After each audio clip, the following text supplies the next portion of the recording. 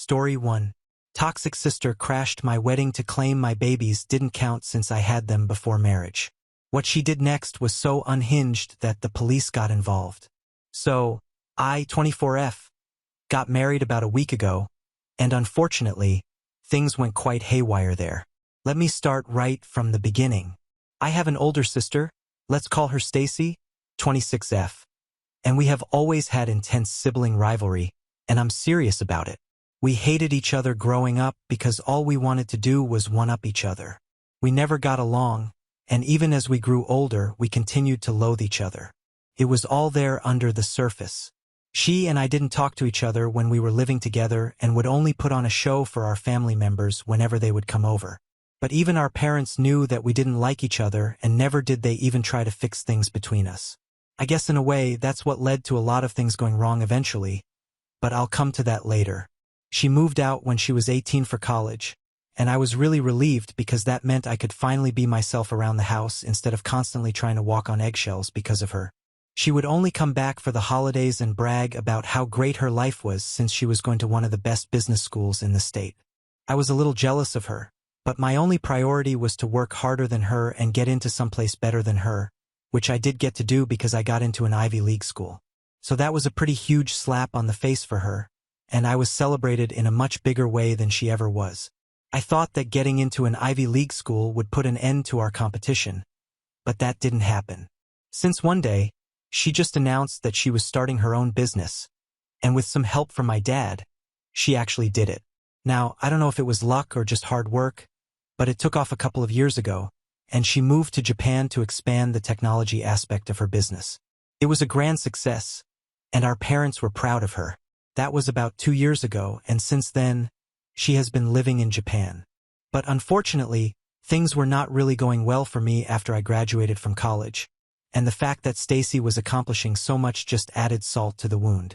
I had found a job, but it was nowhere near as glamorous and satisfying as whatever she was doing, so I quit soon after I joined.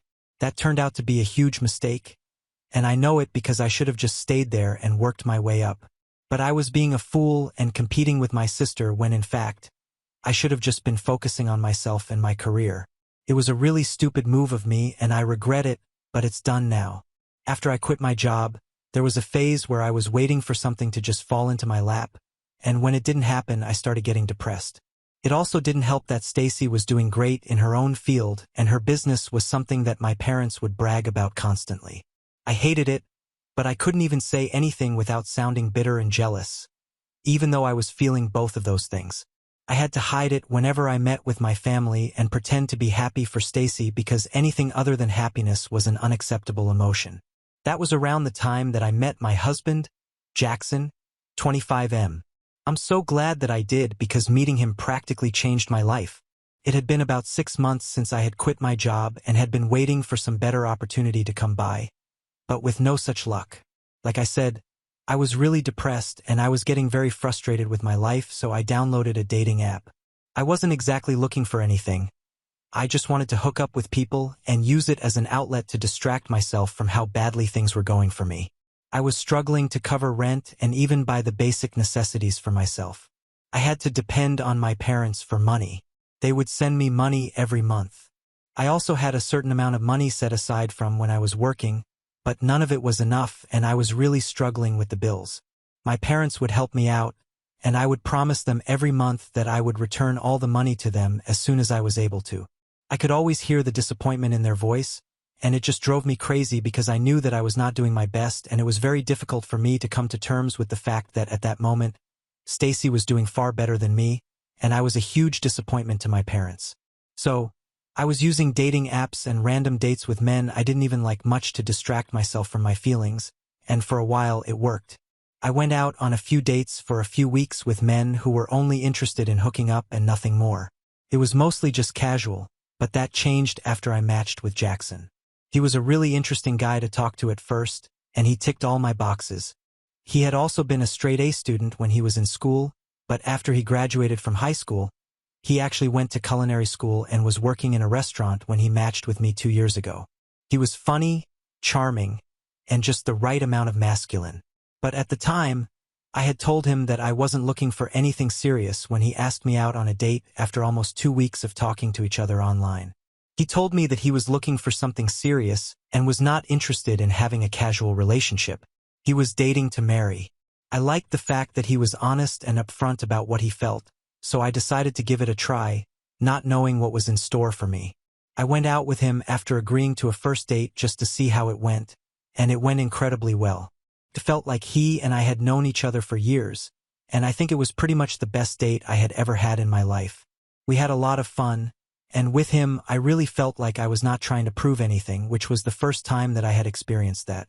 So that was a nice change of pace from the way that I usually feel around other people.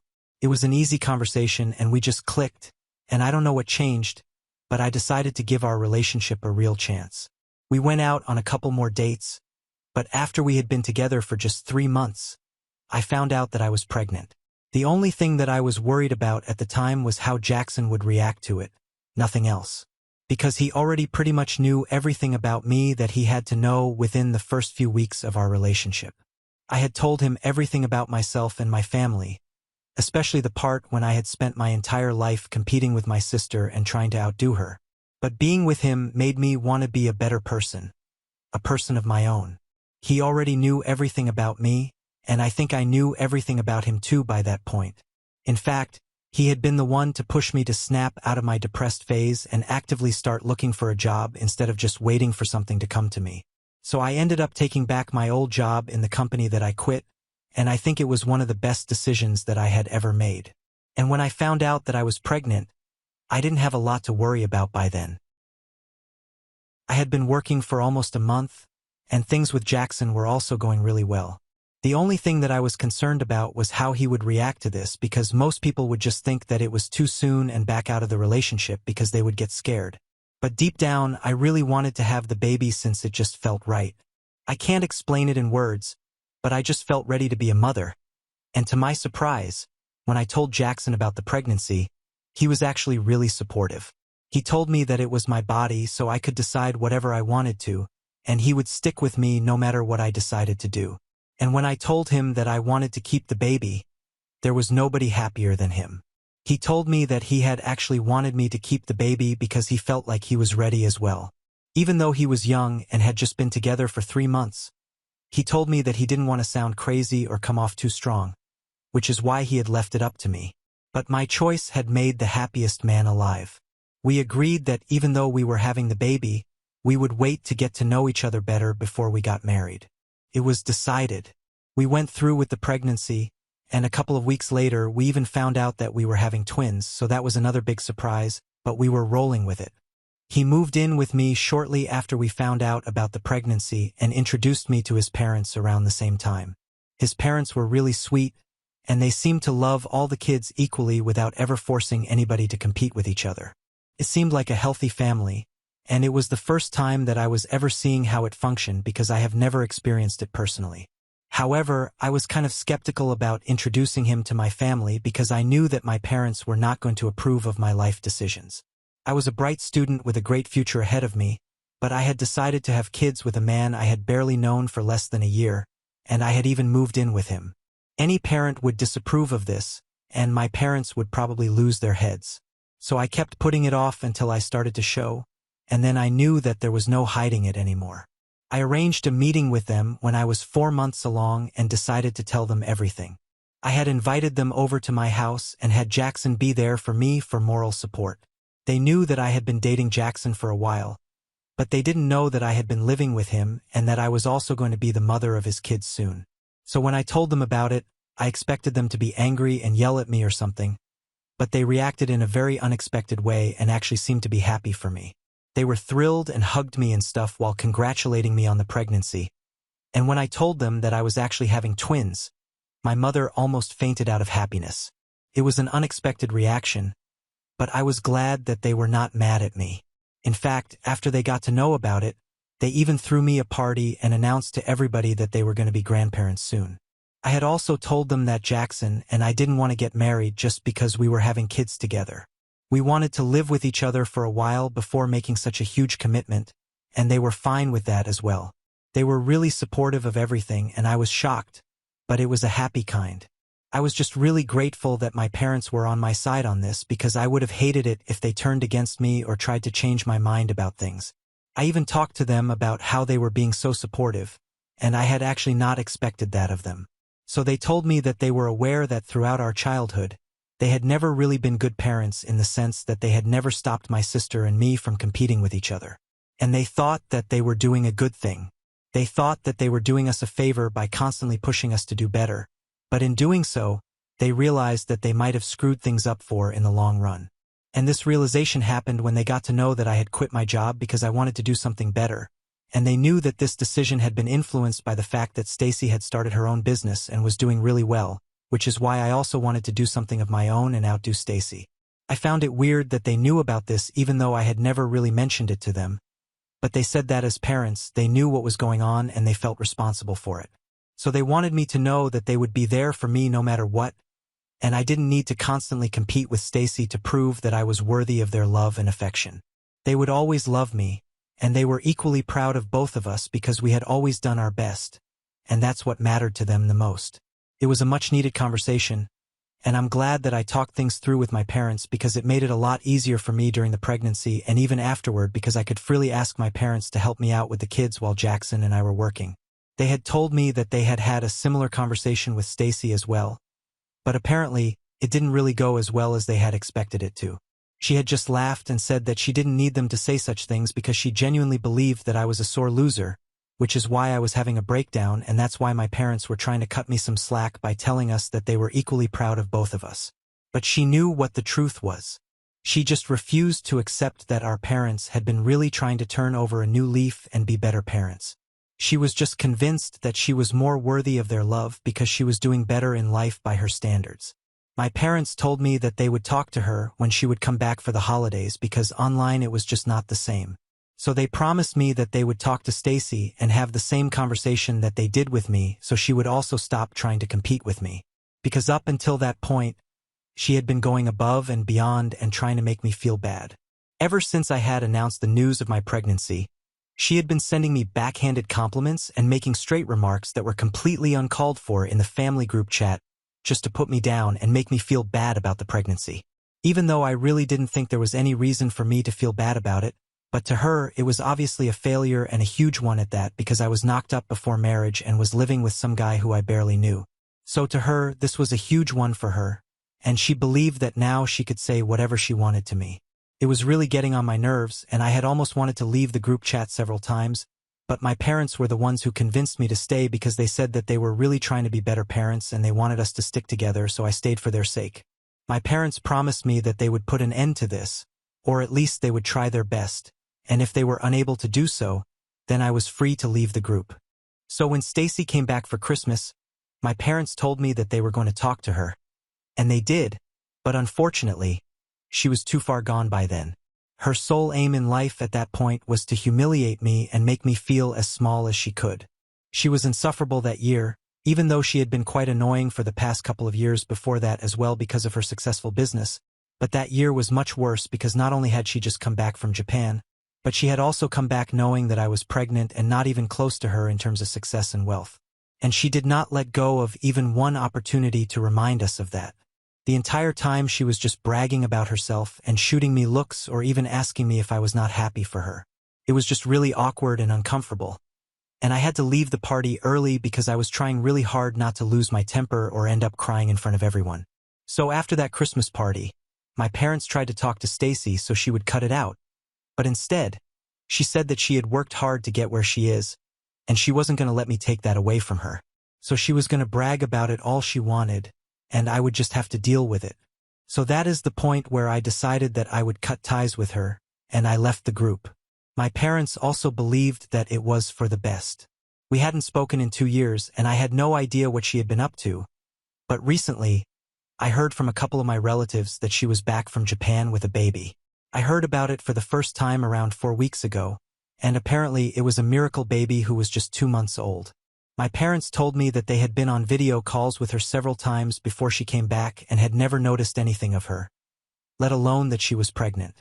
She said that she had wanted it to be a surprise for everyone and said that she had become a mother and had recently gotten married to her husband, the father of her children, in a private ceremony just a year ago, and now she was finally ready to talk about it. The timing was nothing less than suspicious because pretty much everybody in the family knew that I was supposed to get married around the same time, but now thanks to her, everyone could only talk about her marriage and her daughter. She said that her husband was still in Japan because he had a lot of work and he couldn't make it, but she had come here with her daughter because she wanted her family to meet her. But I couldn't let something like that get under my skin because I was getting married, and that was supposed to be a magical time. So even after she came back, I continued to avoid her. Unfortunately, it didn't matter anyway because she found a way to ruin my wedding. She turned up on the day of my wedding uninvited, just after the ceremony. I'm honestly just thankful that at least whatever happened after the ceremony was over. She crashed my wedding, and when I saw her among the guests, I almost flipped out, but Jackson and my parents helped me calm down because apparently she had snuck in, and if I made a scene, then I would just be right into her hands and make my wedding day all about her. So as long as she was not actively doing anything terrible, we could just let her stay and deal with it later. I was getting married in Jackson's aunt's farmhouse, so the security there wasn't tight anyway, which is how she managed to get in the first place. Now I kind of regret not spending enough money on security because had I done so, we could have been able to avoid a lot of things throughout the time that she was there at the wedding. All that she was talking about was how she was incredibly lucky because of her miracle baby and how my children were illegitimate and didn't count because I had them before marriage. It was incredibly insulting because she was saying that to everybody that she met while socializing at my wedding, and everyone who talked to her later on came up to me and told me about it. And I had to just smile and let it go because I didn't want to fight with her and ruin my own wedding. It was incredibly difficult, but I was getting through it somehow. At one point, I almost lost it, but before I could even say anything, the place was stormed by the police. I had no idea what was going on, but they made us seal the exits and we were locked in. Within seconds, they had arrested Stacy, and it was really disorienting because there was a woman who was screaming and crying and holding the baby that was supposed to be my sister's and claiming that it was hers. After that, it was a blur of statements and handcuffs and stuff like that. It was not until much later that we figured out that the baby had not been a baby. Apparently, all the pictures that she had been showing us were taken from a friend's social media account, and she had photoshopped herself into it like some sicko.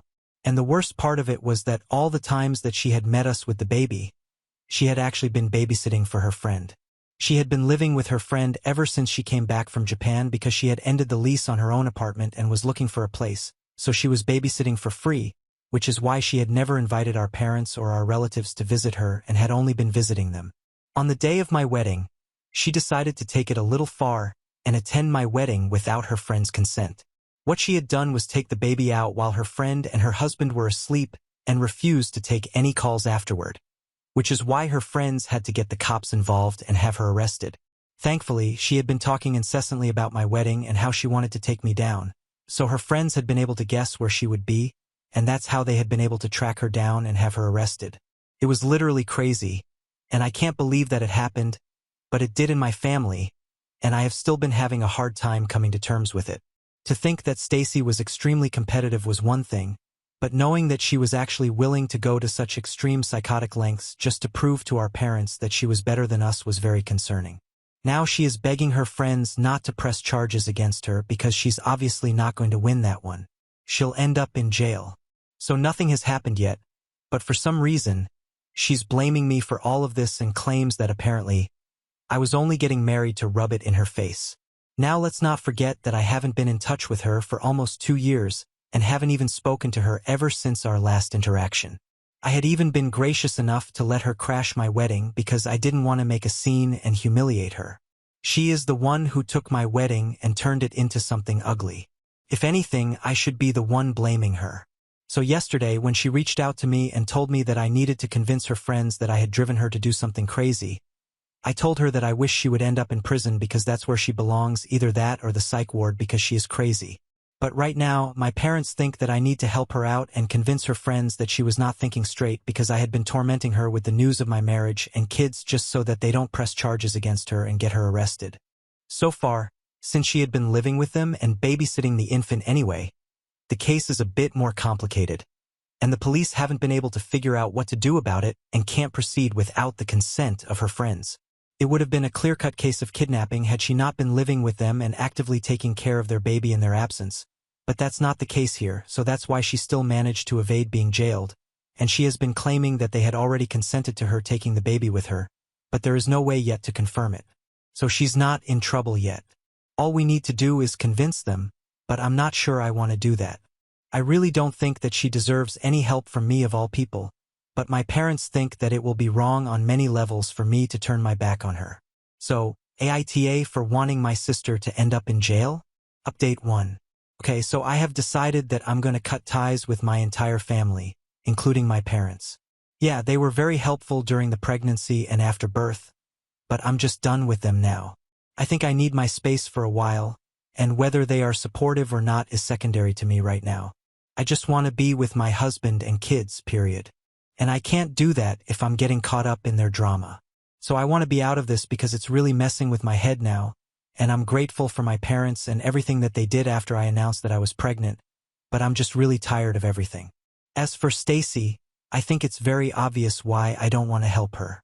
She doesn't deserve my help, and she dug her grave herself, so she can get out of it on her own. Jackson thinks that it's the right choice, and yeah, that's it. Update 2. So I just heard from a couple of my relatives that Stacy is in big trouble because her friends have decided that they are going to press charges and pursue this matter further. So far, Stacy has been claiming that she had her friends' consent to take the baby with her whenever she pleased. But that's going to be difficult to prove in court, and given her behavior during the wedding and how she had been claiming the child to be her own, I can't think of any way she can get out of this. It's upsetting, but honestly, I can't say that I'm surprised. I'm also not speaking to my parents currently, and I don't think I will until they tell me that what I did was the right thing, and they're sorry for asking me to help her, which is a lot to ask, but I don't want to speak to them until they realize how badly they had messed things up for Stacy and me as kids. They need to really understand that this is partly their own doing. Update 3. Hi, so Stacy is on trial right now, and we don't know what's going to happen to her, but she's looking at jail time for around 5 years now if she gets convicted, but she is mentally unstable, so that might get cut shorter. Anyway, that's not our business. So Jackson and I are still going on our honeymoon, and we are going to try and make up for a terrible wedding. I can't ask my parents to babysit because we are still not on speaking terms, so we are going to have to ask Jackson's parents to watch our children while we are away, but it's just going to be for 2 weeks, so it's not a long time. I'm just hoping that my honeymoon is better than the wedding, and I have a feeling that it's going to be, since that will just be me and Jackson. Now on to the next story. Story 2. Before we start, if you're enjoying this video so far, please consider liking and subscribing to the channel. Now let's continue. I abandoned my family and I am okay with it. I am sitting in my RV outside a cafe with free internet access, typing this. I have gone over this so many times in my head, but I figured writing this out could help me clarify the thoughts in my head. I abandoned my family a little over a week after D-Day. Wife 36F and me 37M and daughter 13F. It's now almost 6 months since that day I discovered her affair by chance. I was totally clueless. I believed we had a good marriage, plenty of intimacy, we would talk about stuff for hours, we had date night regularly, we had shared and individual hobbies, we were healthy, in fairly good shape. It was good. Or maybe it was just me thinking that. My wife, let's call her Eve, she cheated. So she obviously preferred another man, not me. And if she could betray me like that, she couldn't possibly love me. Here I was thinking she was my best friend. I guess not. In hindsight, I can see that I probably saw things through rose-tinted glasses. I actually believed that my family cared about me. I believed I was loved. I was the fool, I guess. I came home late from work. There was a safety training seminar I had to attend. She was sleeping on the sofa and a message with some emojis popped up on her phone. Phone emojis like I would use when I message her. WTF. I snooped, and I found out what had been going on for at least 5 months. I knew the AP, let's call him Adam. He was a work colleague of hers. I had even been to a barbecue at his house and met his family. He was married and had 3 children, the youngest just 2 years old. While reading the messages, something just snapped in my head. It fundamentally changed me. Over the course of reading their messages, I went from loving Eve more than anything, to hating her, to just going blank. Not just about her, but everything. Totally numb. I took pictures of the messages and went to bed. I didn't sleep at all. I just stared at the ceiling. Eve was pissed the next day that I went to bed without waking her up. She complained about neck pain from sleeping on the couch all night. I wasn't really listening. I just remember thinking how everything was muffled, as if someone had turned down the volume on the world. I was kind of surprised about how little I cared. I felt practically nothing. I should be angry, right? During breakfast, I didn't say a single word. My wife and daughter chatted away. They didn't seem to notice anything different about me or even acknowledge me, but I definitely didn't feel like myself. I felt like I was someone new, someone I didn't know or understand, wearing a suit of the old me. I went through all the daily motions. I went to work, did all the normal stuff. The only difference is I sort of stopped talking. Sadly, I realized that nobody seemed to even notice. It's like I wasn't even there. I started to understand that Eve and my daughter didn't really love me. I was in the house with them, but unless they wanted something from me, they didn't really interact. They talked at me, not with me, if that makes sense. I would get these pangs of pain. They would come and go. Sometimes they would overwhelm me completely. I was not okay. I walked around like this for 5 days before Eve asked me if something was wrong during dinner. I had maybe uttered 3 words in total to her and my daughter in that period. I didn't even answer her question. I just made a don't know face, then continued eating. She seemed okay with that. The next day I didn't go to work. I worked for the local power company. I fixed power lines and such. I packed up some random stuff plus my camping and hunting gear. I didn't really have a plan. I put it in my car and walked around the neighborhood for a while. I ended up at the kitchen table waiting for the wife to come home. She came home with a few bags of groceries. She immediately started talking about her day while unpacking. I just sat at the kitchen table in pain. She didn't even look at me apart from one glance as she entered the kitchen. Daughter popped in and did the same. Their backs were turned to me and they talked about some trivial crap on sale. I have never felt so rejected, unappreciated, so alone. I felt totally invisible, like I wasn't there or that I wasn't worth acknowledging. I was thinking back on our lives and all I could see was that they didn't care about me at all. They probably never did. I was an accessory to their life. I just didn't matter to them. I was a convenient and useful prop. I was hit with a wave of pain. I cried. Still they didn't notice. So I got angry, very angry. I had a glass of water in front of me. I stood up and threw it hard at the tiles over the sink. It just exploded. Glass shards rained over everything. They both turned around angry. What the H? They froze, unsure what to do when they saw my contorted, tear-soaked face. It was uncomfortably quiet for a long while before I spoke. Eve, I know all about your cheating with Adam. I was surprised how clear it came out since I was clenching my jaw so hard it hurt. My daughter looked at Eve. What is that true, Mom? Eve starting to try to explain. She briefly glanced at me and said, Sorry, I can explain. Then she turned back to our daughter and they started arguing again. It was like I was invisible or something. Hello, glass thrower here. After a few minutes watching their increasingly heated argument, I just walked out and got in my car. I looked at them again through the window, still arguing in the kitchen. They didn't even notice I had left. I sat there for a few more minutes before I gave up and just drove off. It took maybe 15 minutes before Eve tried to call me. Then call after call after call. Then a flood of texts from both of them. I just ignored it and eventually turned the phone off. The next day, I took half of our money out and called my boss. I told him I didn't know when I would be back. He told me if I didn't show up, I was fired. I just told him okay and hung up. I just didn't care. I went to Adam's house. His wife opened. I gave her a copy of the messages and told her what Adam and my wife had been up to. I left her crying on the stairs. At the end of the day, I ended up in a cheap hotel at the edge of town. The next few days were kind of a blur while I tried to come to terms with things. I didn't make any real progress, mostly staring at the wall trying to think of reasons not to end myself. Eve's older brother is a cop. Let's call him Bob. Bob showed up on the 3rd or 4th day. I'm not sure. I don't know how he found me. He tried to interrogate me. I didn't say anything. When I didn't engage, he told me I was under arrest and put me in cuffs. However, he didn't take me to the station like I expected. He took me home instead. Bob dragged me into the living room where my wife and daughter immediately started berating me. Still I said nothing. I just listened in amazement while they told me how terrible this was for them and what a terrible a-hole I was for making them worry. It went on for a while. In the end Eve screamed at me, "Say something!" I stared at her for a while before calmly saying, "I have nothing to say to you." Bob freaked out and slammed me against the wall, screaming at me to not talk to his sister that way. I got a lot of satisfaction out of Bob's violent reaction. I don't know why it made me so happy. I was laughing. Bob's wife left him 4 months earlier. I smiled at Bob. "Ooh, pathetic Bob. Did you beat your wife too, Bob?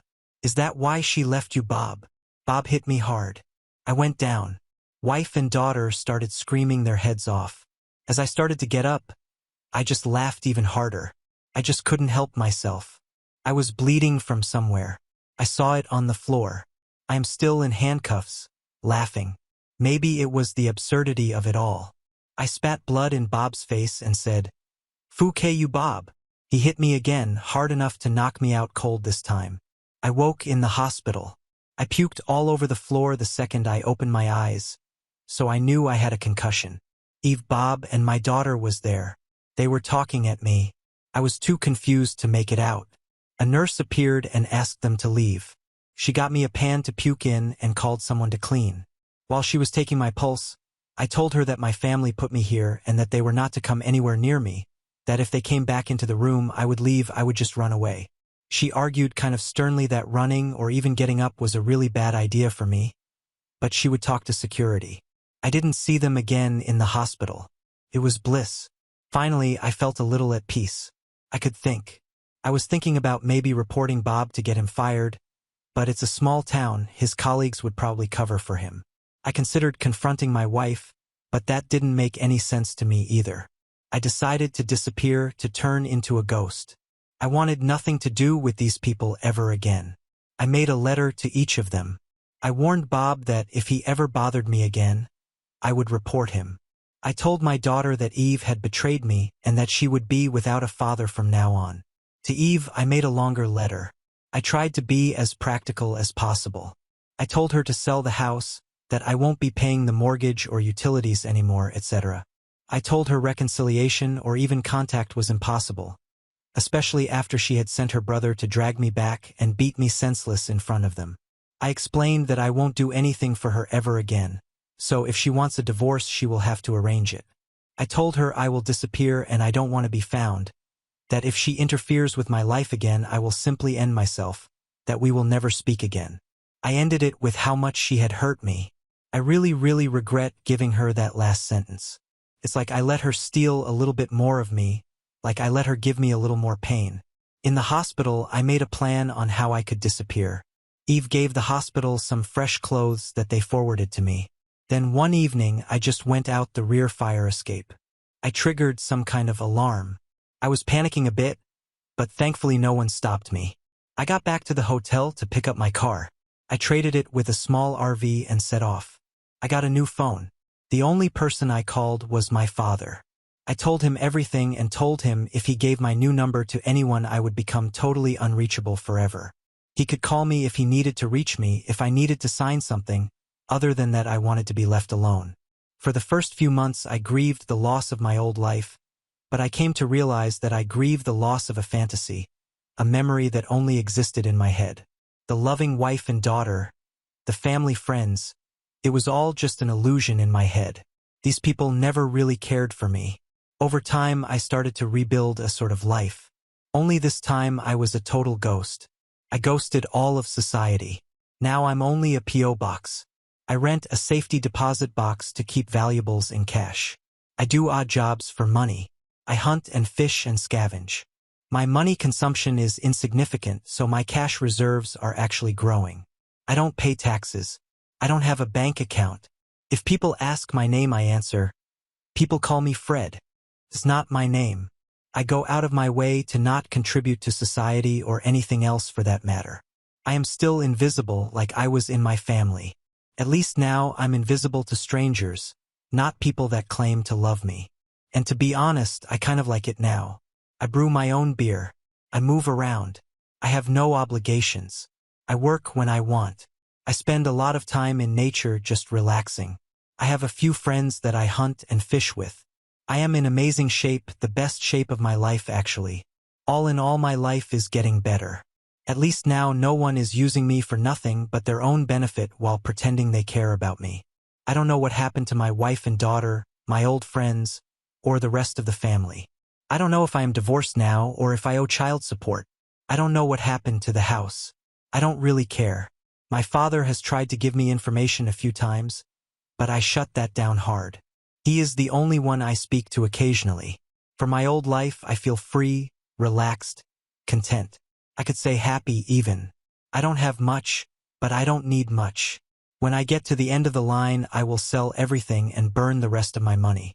I will make sure there is nothing of value left, nothing left to remember me by. Then I will walk into a national park without no one ever knowing and disappear forever.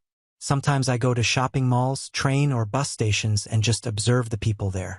I see them all, the men like I used to be, the men that are sacrificing themselves to a society and families that don't give about them.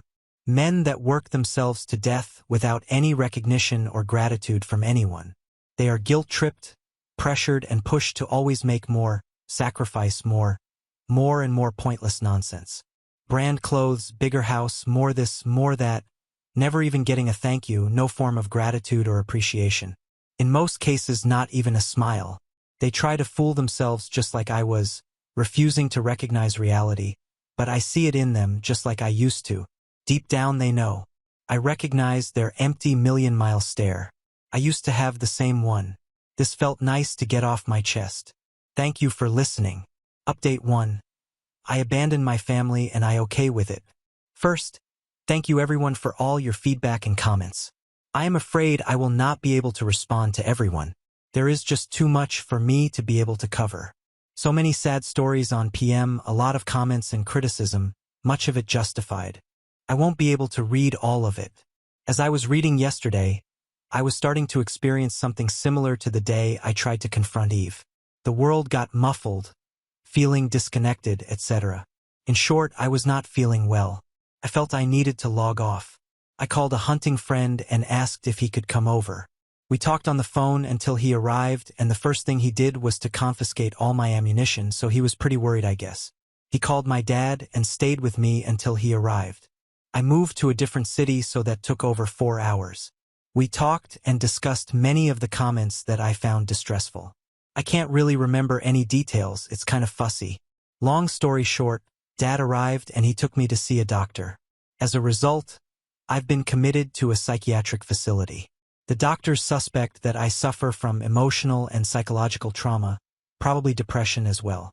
Apparently, the numbness, extreme desire to self-isolate, strange reactive behaviors like laughing at being beaten, nobody loves me, feeling undeserving, reclusive, etc. are pretty clear indicators according to the doc. I don't know really. I will have to wait for more diagnosis. I have no idea what they will do about me, or if they can even do anything. I hope to talk to my daughter in the near future if the counselors say it's okay for me and her, and if she wants to. My dad has talked to her a bit about the situation. He tells me that she loves me and asks for me. I guess many of you were right. I am a massive piece of my dad is with me for now, and I will be monitored 24/7 for the next few days. They tried some medication, but I had a very negative reaction, so they will try something else tomorrow. P.S. Bob somehow found the post and PM'd me and apologized. Eve hadn't told him the real reason I left for the hotel. She had just told him about the glass in the wall, leaving the rest out. Bob told me he had informed his superiors what he had done when he found out. According to him, everyone that should be has been informed. He was suspended and ordered to undergo anger management training. If I submit a complaint, he will be dismissed. He has prepared a full written confession and all the paperwork for me if I choose to do so. All I need to do is read it, and if I agree to sign it. If I choose not to move forward with it, he will be allowed to continue his work with pay cut and a demotion. But I don't know what to do. I think I will just focus on me for now. I feel kind of broken and lost at the moment, so I need to figure that out first. I don't know anything at the moment, TBH. I felt I needed to make an update to thank everyone. You helped me accept that I needed to seek help. Maybe I will post an update in the future. Thank you again. Update 2. I abandoned my family and I okay with it. I guess this is kind of a positive update. Thank you everyone that has reached out. Sorry I haven't gotten back to all of you. There are just too many for me to respond to. I have tried, but I have had limited access over the last week. The hospital took away my internet access since it caused me quite a lot of distress to read some of the comments. I was very unstable in the beginning anyway. I'm out since Friday morning. I have been getting a lot of therapy and I am doing much better. I have daily treatment, but I no longer need to be committed. I suffer the after effect of emotional trauma and have mild PTSD. My behavior has naturally been off as a result of this. I've been in intensive therapy and I'm getting some medication. I only take the pills now and again at this stage if I feel overwhelmed. I still get these waves of pain that hits me where the world goes numb, but it's less frequent. Some of my behavior, especially the isolation, probably made things even worse for me. I have talked a lot to my daughter. She tells me she has forgiven me. She never meant to make me feel unappreciated. She loves me. The first few days I didn't actually believe her, but once I got some perspective, I realized this doubt was all on me. I have apologized more times than I can count. She started telling me to stop apologizing actually. She has moved away from her mother and is living with my brother and his family at the moment. She gets along really well with his kids, and my brother has told us that she can stay for as long as she wants. I am in no condition to be a full-time parent at the moment, so for now she will stay with him. My brother has arranged therapy for her, and I will do my best to be the best father I can be from now on. My wife Eve has also moved out of the house and is living with her parents. My father has been paying the mortgage for me without me knowing, so the house isn't sold yet. I am not looking forward to going back there to all the memories. I have decided to sell the house and downsize to a tiny home and live a life closer to nature with less stress. I will try to rent or buy a plot of land and live as simply as possible, at least for a while. My daughter loves this idea and has been researching tiny homes like a pro. Adam, the AP, is trying to reconcile with his wife and has cut Eve off completely. Eve has been to my dad's house almost weekly begging for him to contact me and let her talk to me. If what her mother tells me is correct, Eve lost her job and is in a terrible way, barely leaving her room at her parents' house. She is shunned by pretty much everyone according to her mom. I have found a lawyer today and will start divorce proceedings ASAP. I bought a whole case of my hunting buddy's favorite whiskey and spent Saturday night there thanking him. He is a true friend. He probably saved my life. My wife's affair completely broke me and my family. I was so broken I couldn't even see it myself. It was actually all the harsh comments here on Reddit that got me to accept that something was seriously wrong with me. I would not have asked for help if I wasn't pushed to a point where I started to break down. Up until then, I was sort of holding myself together by convincing myself that I was doing better. But truth is I was hanging on by the tiniest of threads. So once again, thank you everyone. Edit. I forgot to tell you about Bob. I have called Bob's employer today and completed Bob's case that he continues as a cop. Bob visited me on Thursday. He had prepared all the paperwork for me to file a complaint against him. He made no excuses. He admitted his behavior was completely out of line. He apologized for losing his cool and that it was entirely his fault. He pushed me pretty hard to file against him actually, but I've been thinking about him. I have seen him throw himself in the path of a punch to protect an old woman being attacked. I know a lot of his coaches and they always talk about how he will always go that extra mile to help someone. I found out why his wife divorced him as well. Bob doesn't make much, but he donates 10% of his salary and volunteers 3 days a week to help the homeless. Apparently his ex found this to be unbearable. Bob refused to stop helping, so she divorced him. Bob is a good man. He lost control one time. I lost my way for over 6 months. I am happy to take a beating to make sure a man like him can continue to do good. He took me to see the homeless people he helps today after I insisted, and he needs to keep doing what he is doing. Update 3, 4 months later. I abandoned my family and I okay with it. Firstly, thank you. I still get a lot of support via PM from here. You guys are amazing. I have gotten a lot of therapy and I am fairly stable. My daughter is doing well. I am, however, a different person now. I have a hard time trusting people apart from my daughter. I prefer solitude and I have a very low public profile in general. I don't know if I would say something is broken inside me. I guess you could say I am broken compared to who I used to be, but I am not unhappy. I am perfectly okay as a partial loner.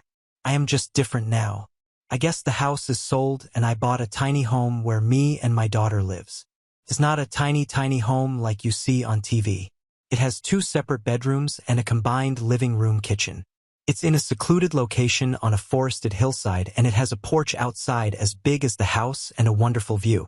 I absolutely love the tranquility and the close proximity to nature in our new home. I am divorced or almost divorced. It's just waiting for the formalities now. Expected time frame is 3 months. STBXW has been begging me a lot for a second chance, almost daily, but she has not demanded anything from me. She doesn't try to excuse herself. She owns her affair. We used mediation and she has given me everything basically, all our assets plus full custody. The only thing she has asked for is to be allowed to visit often so she can try to repair her relationship with our daughter. She has offered to cook and clean as well, but I don't want to feel like I owe her anything. I will keep the household operational. It's tiny anyway and I need some chores for my daughter. I don't want her to grow up to be a spoiled brat. My daughter and STBX relationship is very strained. We will have to see how it goes. For you that want to tell me this is a ploy to try to get back with me, don't worry. She is not sneaky about it at all. She has told me straight out that she hopes we can find a way back together and that she will make efforts towards that. If I put up boundaries, she has promised to respect that, so I'm okay from my perspective. I have told her I want closure, but there is no way of repairing our relationship. We will be co-parents, that's it. I have insisted on split custody since it's cumbersome to undo full custody after the divorce is final. Now that I can think straight, I want our daughter to have a relationship with her mother. I have forgiven her and moved on. I will live my life as I see fit from here on out. As for the assets, I will give her half at the last minute or directly after the divorce. We built up these recourses during our marriage, so it's only fair she gets half, but I really want to see if she will go through with it, actually giving me everything. She is very remorseful and I find it helps my healing. STBXW is still struggling. Some would say she is an absolute wreck. She is going to counseling. We all are, including family therapy for my daughter's benefit. I am determined to try to make up as much as possible for my daughter for my mistake. My daughter is very sharp. I believe she has forgiven me, but she watches very carefully how I act towards her mother. I am determined to be a good role model, so I will act exemplary. When I posted, I was in a really bad place. Thankfully, I was stupid enough to post on Reddit. I don't even know why I posted TBH, but I got some much-needed feedback that sort of snapped me out of it. It's been incredibly hard to deal with the aftermath, but I am finally starting to stabilize. Even if our family and marriage is destroyed, we will be okay in the end. So thank you all once again. Now on to the next story. Story 3. Pregnant ex-wife and her husband treated our daughter like a maid and refused to stop. So I told her she's unfit to be a mother and decided to file for full custody. I, 40M, have a daughter, Jade, 16F, with my ex-wife, Margot, 38F. Margot and I met when I was 21 and she had just turned 19. We met at our friend's party and we got along really well. I asked her out the day we met because he was really smart and pretty and I really liked her. Unfortunately, she said yes that day and we ended up together for a really long time. We dated for a couple of months before we met each other's families, and then eventually, after almost a year of dating, we decided to move in together. Margot went to college nearby and she had been living on campus, but I asked her to move in with me in my apartment and she agreed. This is important because later on she would blame me for everything that went wrong and insisted that it was my fault that she didn't have a career of her own. She was more than happy to move in with me in my apartment, and I didn't have to ask her twice. We started living together and everything was going great. Our families approved of each other and we were in love. Everything was perfect, but then shortly after her graduation, Margot found out that she was pregnant again.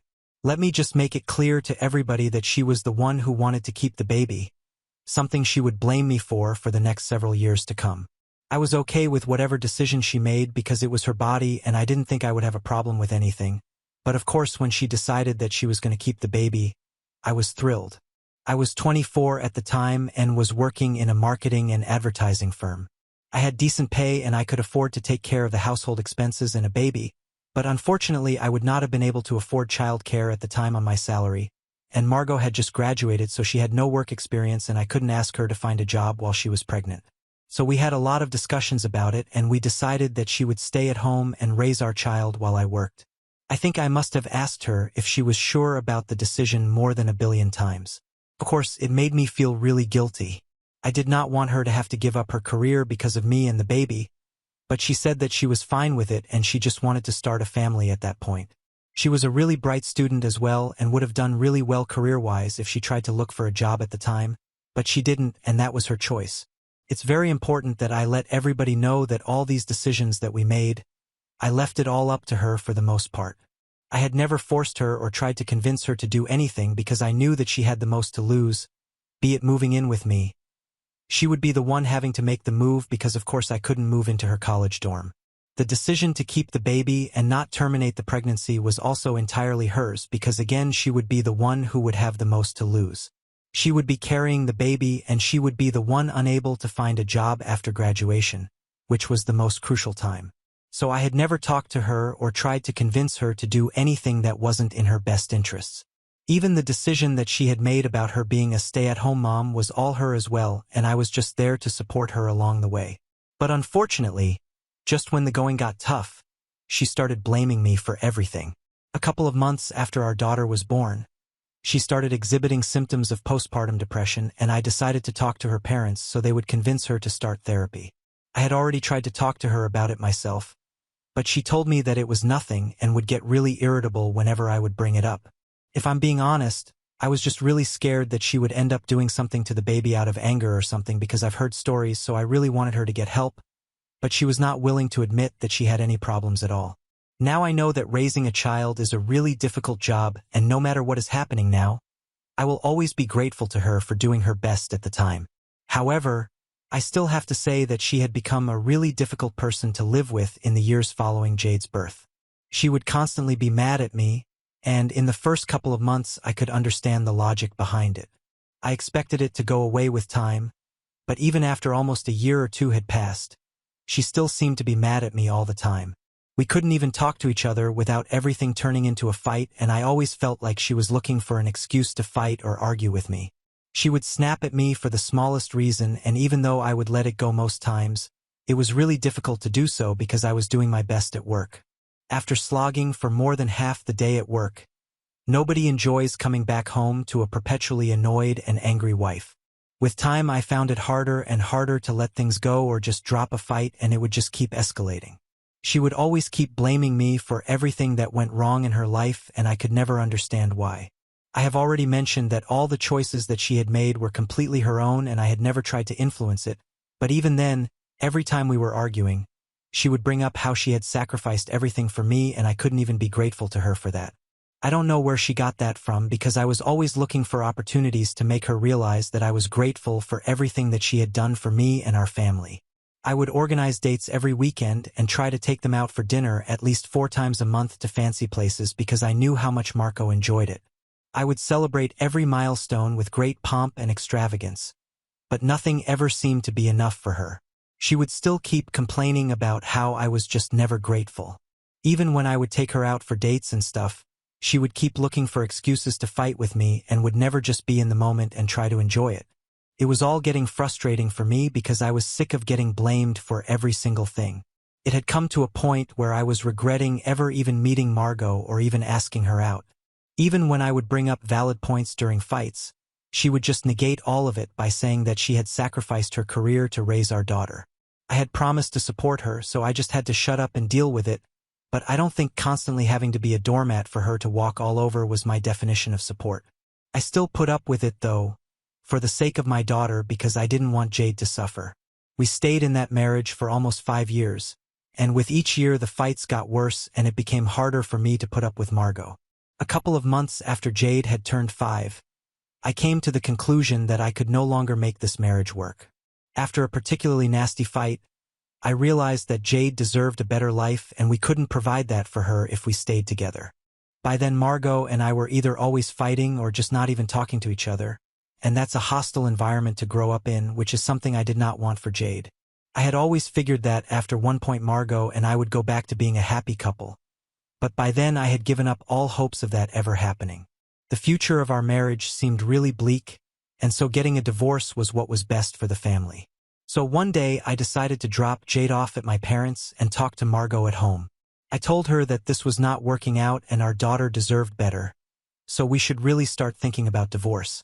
I didn't have any idea what she was going to say, but I surely didn't expect her to confess to cheating on me.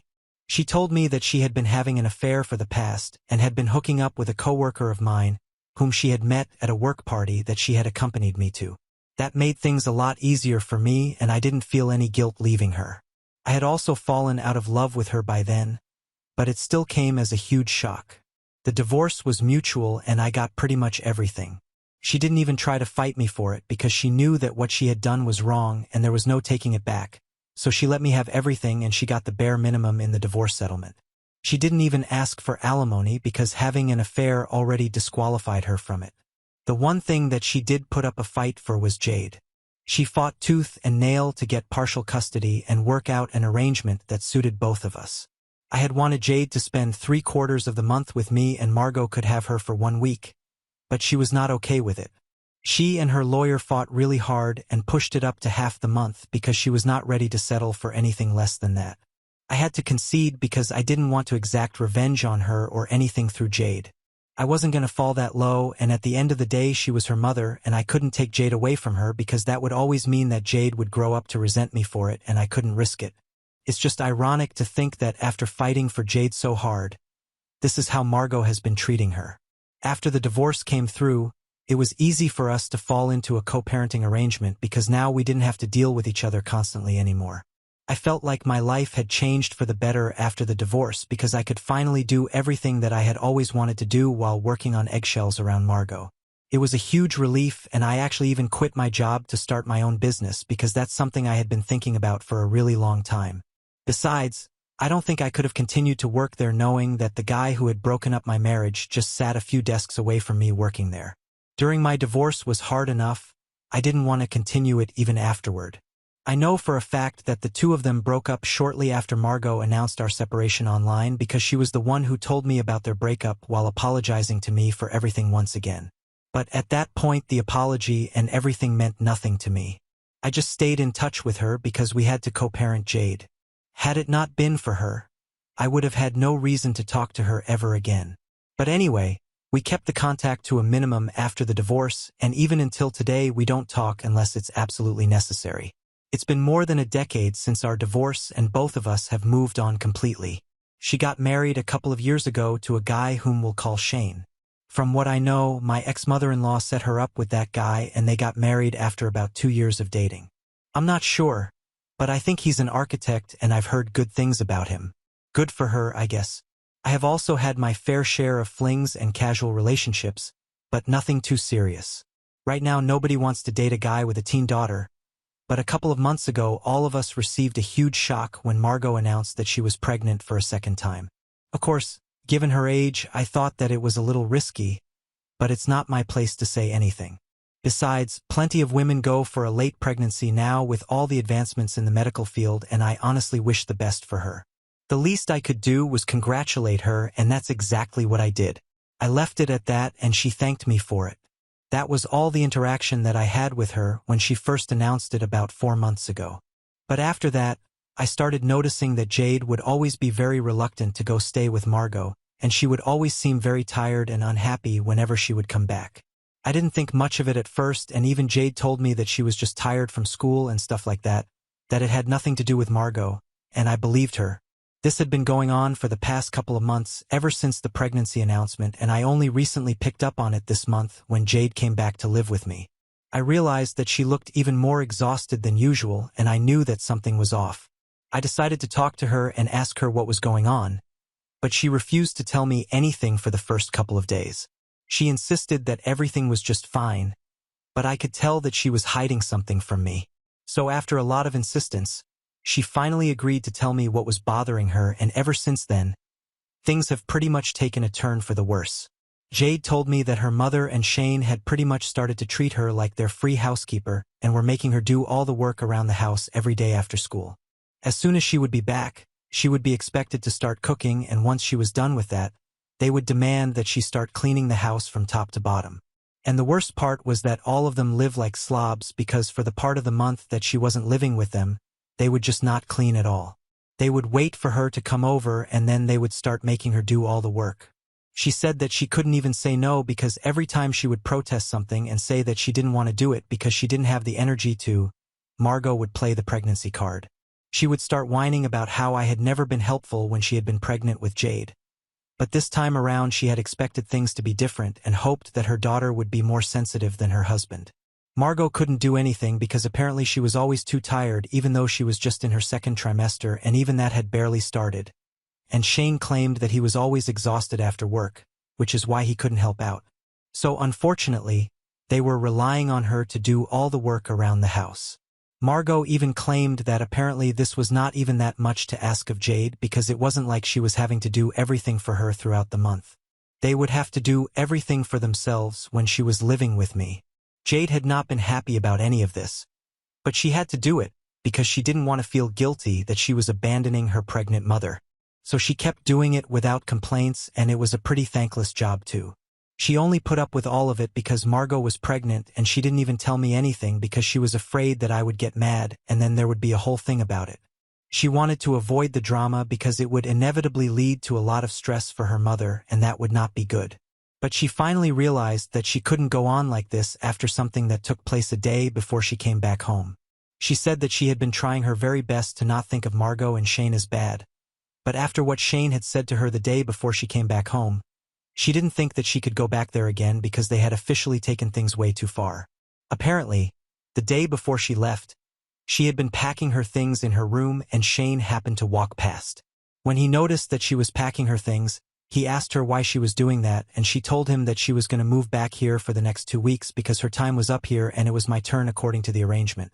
Shane hadn't realized that the time had passed by so quickly and he made a comment about how he was going to miss her because now for the next 2 weeks until she came back, the house would be a mess again. He said that he had been considering hiring a housekeeper just for the 2 weeks that she wouldn't be living with them and then laughed about it as if it was a joke. When Jade asked him to elaborate, he told her point blank that as of now she was just a glorified housemaid to him. But apparently he said that it was meant to be a compliment because she was really good at it and he thought that she could actually make a career out of it since she would at least be useful then, unlike her mother. I was honestly stunned when Jade told me that this is what Shane had said because I had only heard good things about him from other people, but that was the single most misogynistic and disgusting thing I had ever heard. It was really difficult for me to control my temper at that moment, but Jade told me that she had already made up her mind and she was not going to go back, so there was no need for me to confront them or whatever. But I couldn't let something like this just slide and I knew that I had to talk to Margot about it. I called her up after about an hour and told her everything that Jade had said to me, including the comment that Shane had made. I demanded an answer and an explanation as to why she thought any of it was appropriate because my blood was boiling. They had been treating our daughter like she was a housemaid for weeks now and Margot had been encouraging it. It was simply unacceptable because she was a school student and there was no reason for her to work twice as hard as anybody else. I could still forgive Margot for not doing any work around the house because maybe it was really that difficult for her since she was pregnant, but I couldn't see any reason why her husband couldn't help out.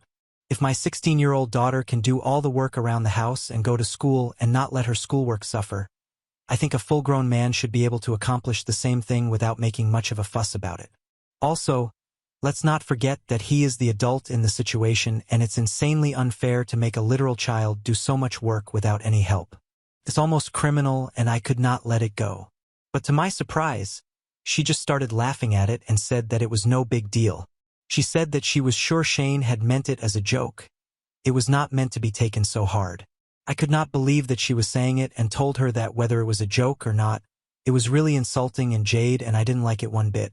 So then she told me that I needed to stop trying to create drama where there wasn't any and made it sound like I was the one who was overreacting. I couldn't understand what was so funny about any of this because not only had he insinuated that my daughter was just there to do all the work, but he had also implied that Margot herself was pretty useless. So if not for her daughter's sake, she could at least have some pride and be offended for herself.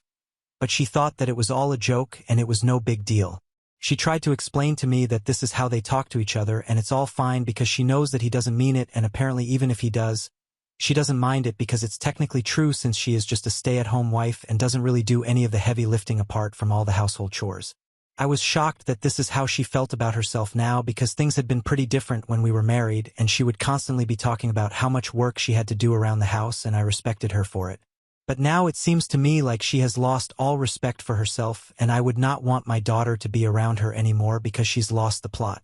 So I told her that I didn't think she was fit to be a mother anymore and that I prayed her next child would be a son because she was clearly not the right person to handle having a daughter, and then I hung up on her. That statement of mine has obviously not gone down well with anyone because she and her family had been harassing me ever since because apparently they think that what I said was out of line, especially since I was saying it to a pregnant woman and I should have been more sensitive. Jade also thinks that I should have just dropped it because she had already told me that she was not going to go back and I had no need to speak to them because clearly they were all in over their heads. So, IDA for telling my pregnant ex-wife that she was unfit to be a mother? Date 1. Hi, so it's been 4 days since I made my original post here and there have been a lot of comments. Most of you guys agree that I did the right thing and I'm glad that you guys feel that way. A lot of you, however, have refused to believe that I was a good husband the first time around, and let me just say that I know what I was and I know how supportive I had been throughout our marriage. Our marriage only fell apart because Margot wasn't ready to give us a chance to work. Otherwise, I could have cheated on her several times and said, "Oh, things are getting really tough. I need an outlet and so I have to sleep with someone else outside of my marriage." But unlike her, I wanted to give a marriage a fighting chance because of Jade, and even when I filed for divorce, it had been for Jade. As much as they appreciate the mindset that housewives deserve more appreciation, and I am in 100% agreement with the fact that they do.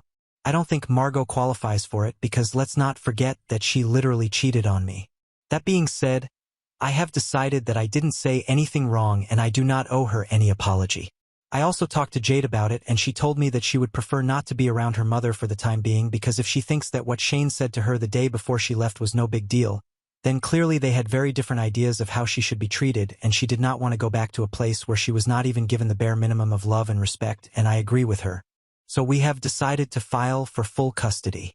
Even though she's just going to be a minor for 2 more years, we want to ensure that for these next 2 years Margot won't be able to screw us over in any capacity. Update 2. So my lawyer and I filed for full custody of Jade a couple of days ago, and yesterday Margot was served. Needless to say, she did not take it well and put me on blast online. She made a whole post about how I was the most insensitive man she had ever met and that she regretted ever giving up anything for me. She once again accused me of ruining her life by forcing her to give up her career and blamed me for everything just like she had been used to all her life. But this time I was not going to take this. I took a screenshot of it and sent it to my lawyer, and then I decided to respond to her in the comments and put out the whole truth so that everybody could see what a nasty liar she was. Of course, she disabled comments as soon as she realized that I had something to say because she was a coward. But that's exactly what I expected from her. I blocked her after that, and I feel like a huge weight has been lifted off of my shoulders now because I don't have to deal with this anymore. Whatever happens after this, we'll just duke it out in court and let it go. Update 3.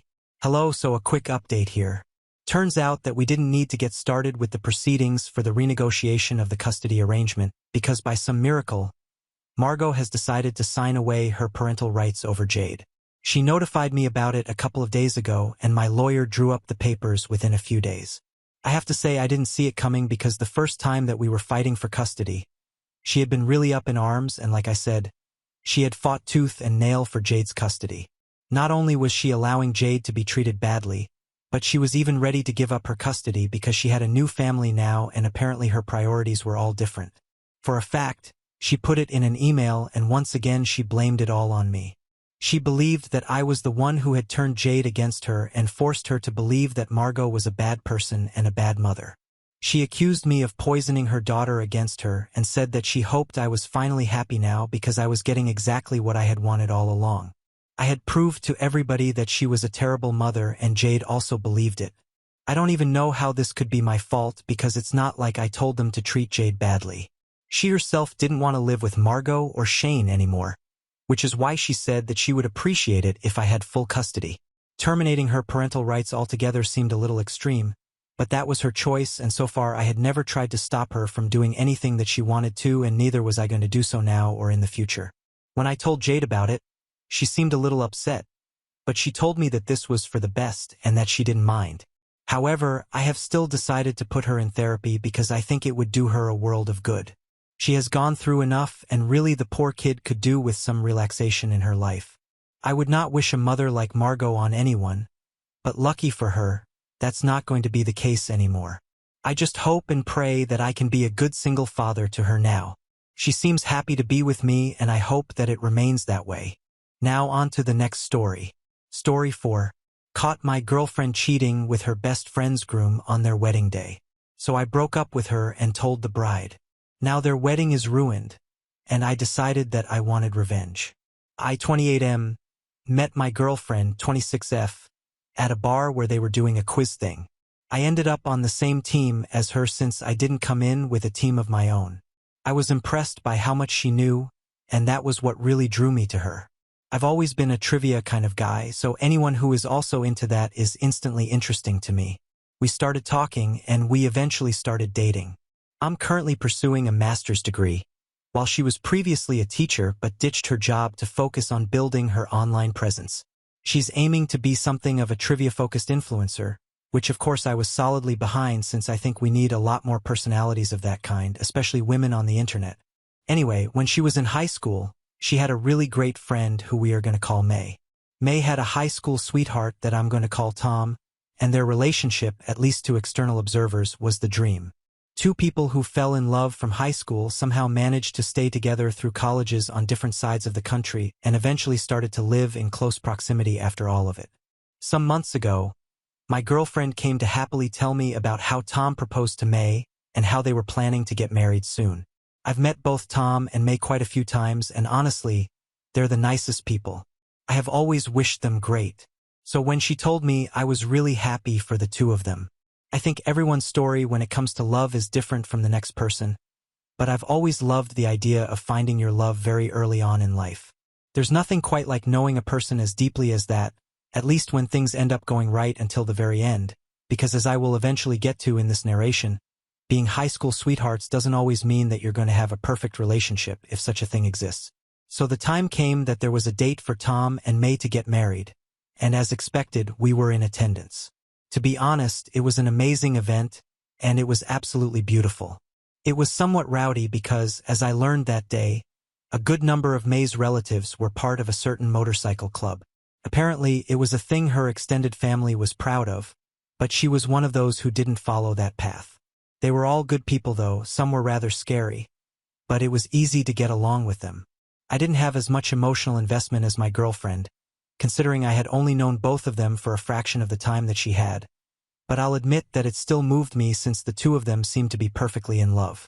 Now things started to go wrong when I found myself making small talk with one of the other guests who attended the same high school as the couple and my girlfriend.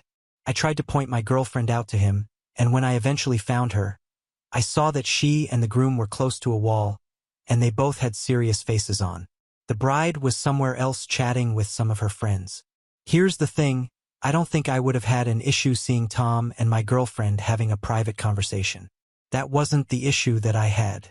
It's the fact that on Tom and May's wedding day, the conversation seemed to be way too serious, at least from where I was standing. I made a mental note to ask my girlfriend about it when the night finally rounded down in intensity and we went back to our hotel room. I brought it up and asked her what they were talking about that seemed so serious on a day that was meant to be extremely happy for everyone in attendance. She initially said, "Oh, it was nothing." But that answer just raised my suspicions further. I told her that it obviously couldn't be nothing, and I think she realized that she'd have to say something if she wanted to make it clear that it really wasn't a big deal. According to her, he was just having the typical "am I making a mistake?" wedding anxiety, and she just helped him settle down since they've known each other for so long. It was a somewhat convincing answer, and even though I had a lot of questions like why it wasn't one of the groomsmen giving that kind of pep talk, and why it seemed like they were having more of a back and forth than a motivational speech, I just left it. However, when I noticed that she was constantly in conversation with someone on a messaging app on her phone, I started to get curious about what was going on. Every time that she picked up her phone, her face would get a bit serious, and that was when I think I fully embraced my suspicion. Cheating wasn't on my mind though.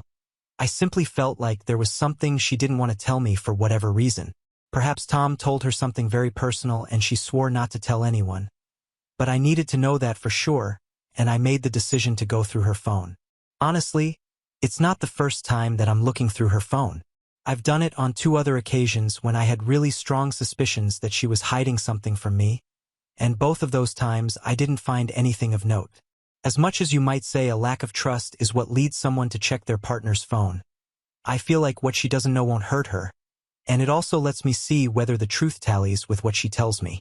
On those other instances, I found out that she wasn't hiding anything, which certainly made me trust her more. This time around things were different. I eventually grabbed her smartphone when she went to sleep, and that's when I went straight to her messages with Tom. He was the one that she had mostly been talking to that night, by the looks of things. There were a lot of messages there on that same wedding day, though most of them were from after we got back to the hotel room. I scrolled all the way back to the start of the day, and there was a message from her that said, "Can I come around?" Followed by his response with the eyes emoji. After that, he said, "Yes." Then the next messages were from that evening. Before I started reading those messages, I realized that my girlfriend had told me that she was going to the room where the girls were getting their makeup done by their traveling makeup artist.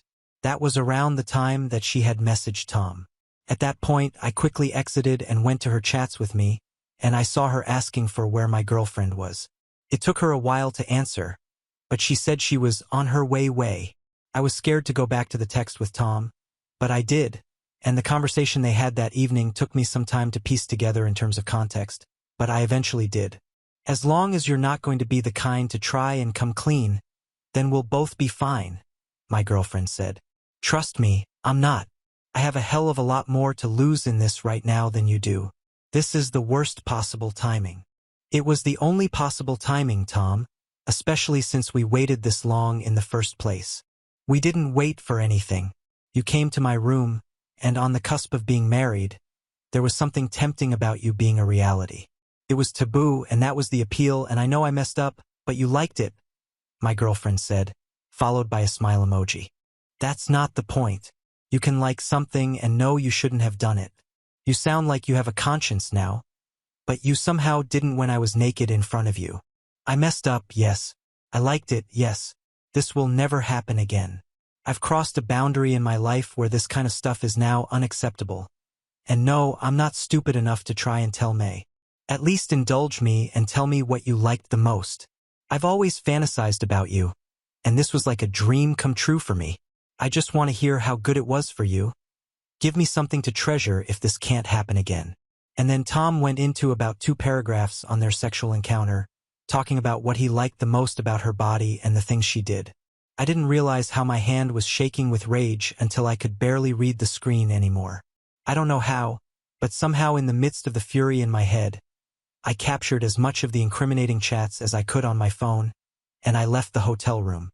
I remember walking around aimlessly that night, trying to put some kind of sense into my thoughts, but everything was an absolute jumble at that time. It was the level of emotional pain that actually hurts physically. I just wanted to curl up into a ball. However, somewhere in the midst of all that pain was relief because I knew that I was dating a cheater, and I knew I could end things without the pain of divorce. Tom and May had just gotten married, and I couldn't imagine that my girlfriend and I's wedding would have been more than 2 years away.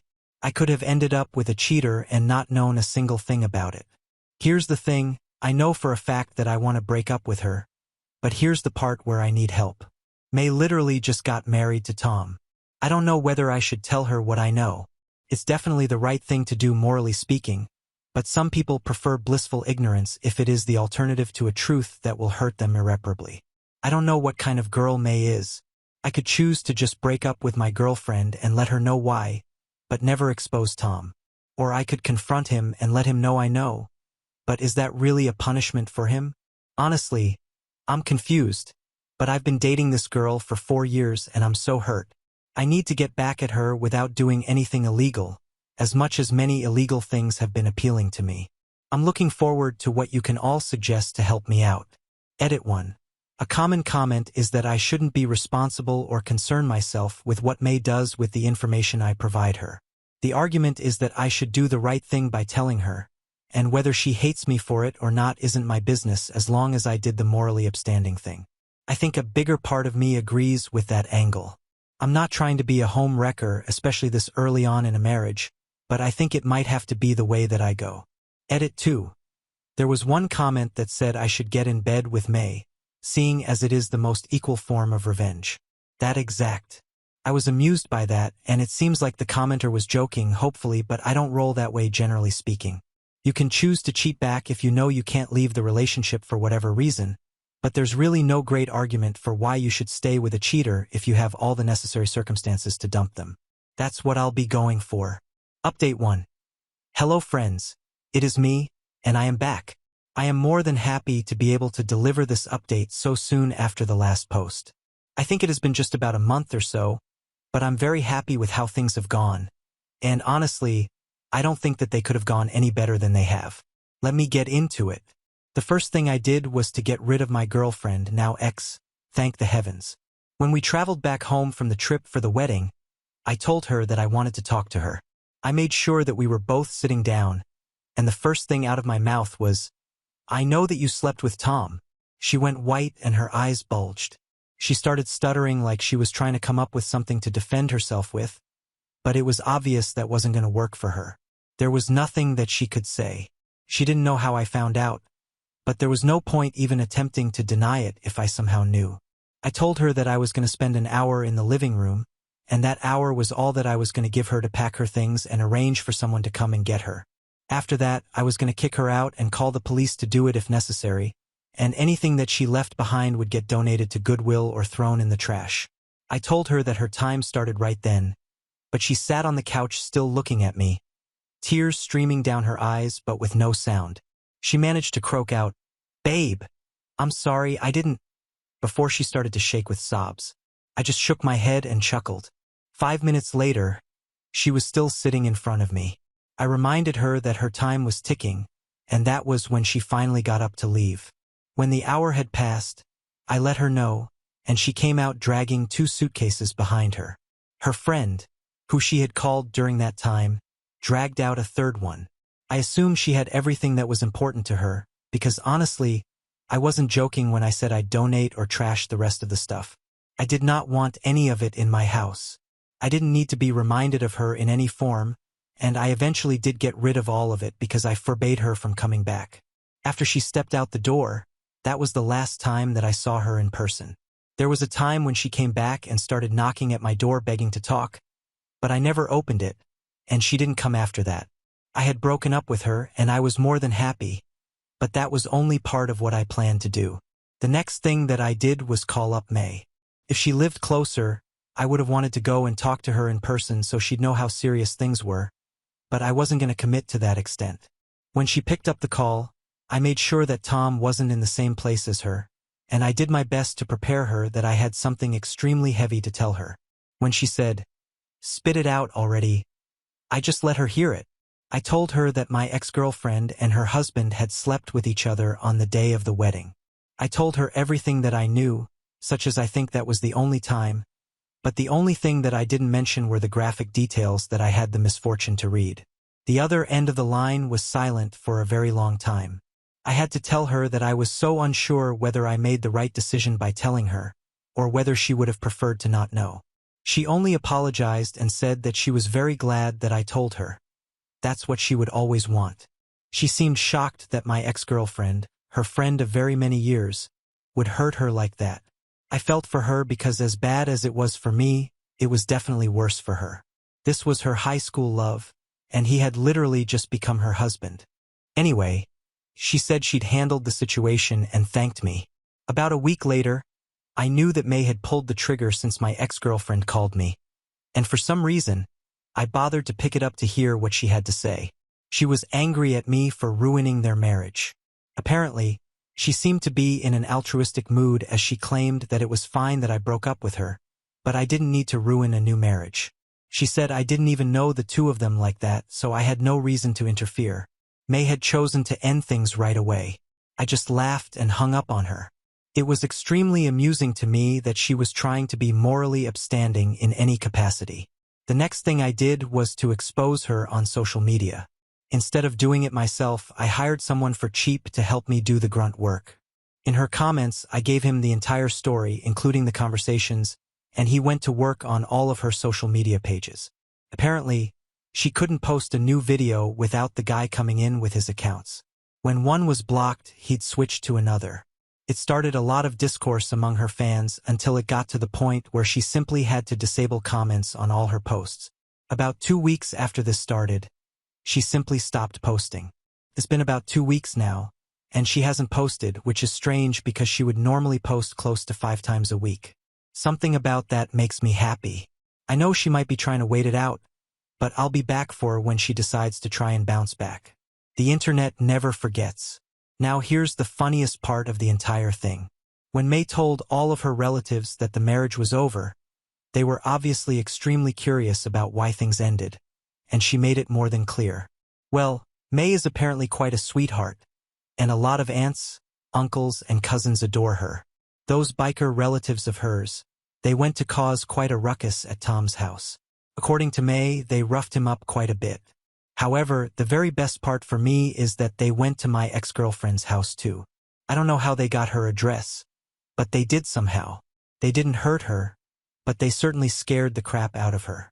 Last I heard, she had left her sister's place and moved out of the state.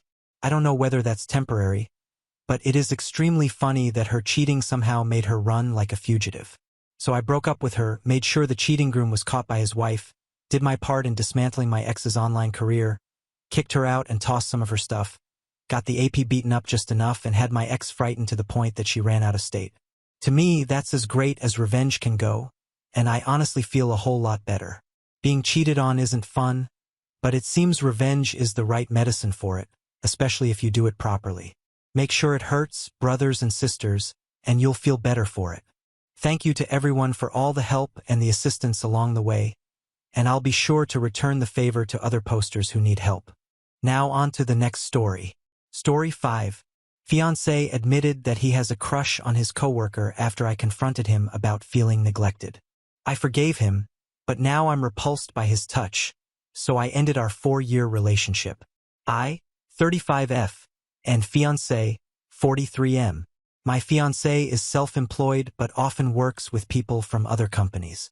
He is currently finishing a job that lasted 5 months. On this job, he met a woman who worked with him on the project. I met her briefly, but I didn't think much of her. Anyway, about a month and a half ago, I decided to talk to him because I was feeling neglected lately. He broke down before I could even finish, apologized, and admitted he had a crush on her. He said they had a lot in common, spent a lot of time together, and that she admired him, which flattered him. Due to his work, we didn't spend much time together, and he felt lonely, so he started enjoying spending time with her. Nothing else happened, but he felt guilty and ashamed because of it. He told me he would work from home until the end of the project, which he had been doing, and would work on repairing our relationship. She texted him a few times asking if he planned to come back to the office, but he simply replied, no, after she tried initiating a conversation via text, but he didn't respond. Then she texted that she missed working and talking with him in the office and asked if she had done something wrong. He replied that she didn't do anything wrong, however, that he would prefer it if they'd keep their conversations strictly professional from now on. He willingly linked his phone to our iPad so I could see all of her texts. He begged me to let him fix this mess. I told him I needed some time to think about things, which scared him. I spoke to a couple of friends who convinced me to forgive him because he came clean, and because having a crush is normal. We've been together for 4 years, and I've never had a crush on anyone else, no matter how attractive they were. I've been with my previous boyfriend for 10 years, and I didn't have a crush during that time either. Nevertheless, I decided to give him another chance because apparently it's not normal for me not to have a crush. He was very grateful for a second chance. He is romantic, attentive, kind, loving, honest. He has read a number of books on relationship and infidelity and is trying to understand what happened and why. The thing is, I know all the right things to say and do. I seem to be receptive to his advances, but none of it is real. I'm disgusted by his touches and kisses, my mind thinking up sardonic, sarcastic responses to everything he says and does. I don't say any of those mean things out loud, by the way. He repels me, and now I'm starting to feel attracted to other men, which in my case only happens when I mentally withdraw from the relationship. Is there a way to overcome this? Have you had any experience with this? Update 1. Since I continue to receive responses in this thread, I made another one. To keep things short, I ended the relationship. Love isn't enough to overcome distrust. Now for some comments. Comment 1. In my experience, once I'm mentally checked out, there's no going back. No amount of promises, effort, or guilt can bring back trust. You need to be able to trust your partner from the depths of your soul, with your body, your feelings, your life. Comment 2. I think you just subconsciously feel unsafe, and that is making you check out. He didn't say anything till you did, so I don't blame you. It wasn't just an innocent crush. He was playing into it, as she was too. To say she misses him, it was at bare minimum the beginning of an emotional affair. Opie. Thank you for stating this better than I could. As I've written in another comment, I can see myself marrying him, having a child with him, and then him looking for another woman while I'm still postpartum. It might be better to break up before marriage and children complicate things further. Should I just hope he doesn't do it again the next time things get difficult for him? If I hadn't confronted him, how far would he have gone? I love him, but I'm not sure this relationship is worth continuing anymore, as I don't trust him. I don't know how to move past this. I don't want to spend my life policing his every move and being paranoid each time he stays longer at work. I don't deserve that. Update 2. Yesterday afternoon, I gathered the courage to talk to him. I asked him not to interrupt me until I finished. I told him everything that's been on my mind since I found out about my distrust, disgust, and loss of respect for him. I remained calm and didn't hurl any insults. I told him that what he did was emotional cheating, and that I'm not convinced that's where it stopped. That I appreciated the fact that he decided to read all of those self-improvement and relationship books, that I hope he'll learn from this experience and will improve as a person, but that it's not going to save our relationship. I'm done. He begged for another chance, asked to attend couples therapy. He promised to attend individual therapy as well. He told me he loved me and that he knew he messed up and didn't deserve me, but that he would be willing to spend the rest of his life making it up to me. I told him his words weren't enough and would never be enough again. I started packing my stuff. He followed me around the apartment crying and making promises. Before I left, he asked me if I'd be willing to reconsider us sometime in the future if he proved himself. I told him that I don't see that happening. I told him that I wished him all the best, but that it's not going to be with me.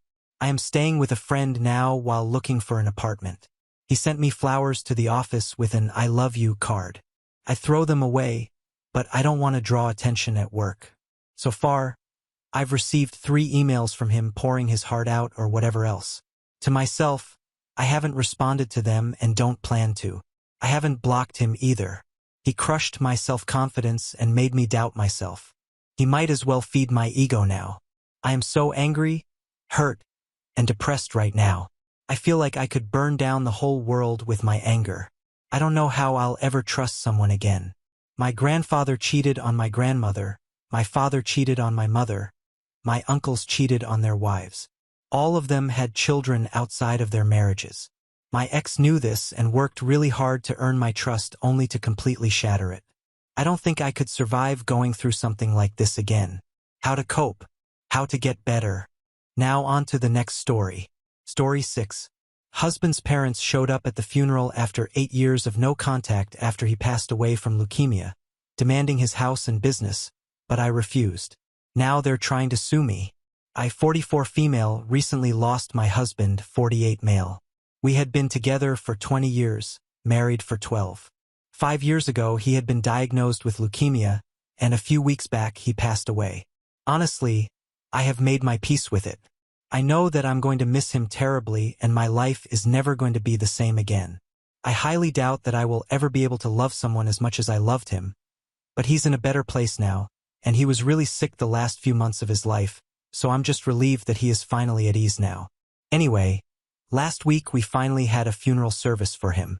I was not expecting his parents to show up because they have not had the best relationship with him, and for the last 8 years had not even been on speaking terms with each other. My husband had walked out on his family and sworn that he was never going to speak to them again, and for good reason, if I'm being honest.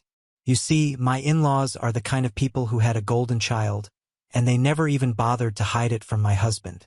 My husband's older brother, 50 male, my brother-in-law Jack, is a no-good deadbeat alcoholic and has always been that way, but for some reason, his parents have always preferred him over my husband, no matter what he did. In spite of that, my husband tried his best to be there for his parents and his brother.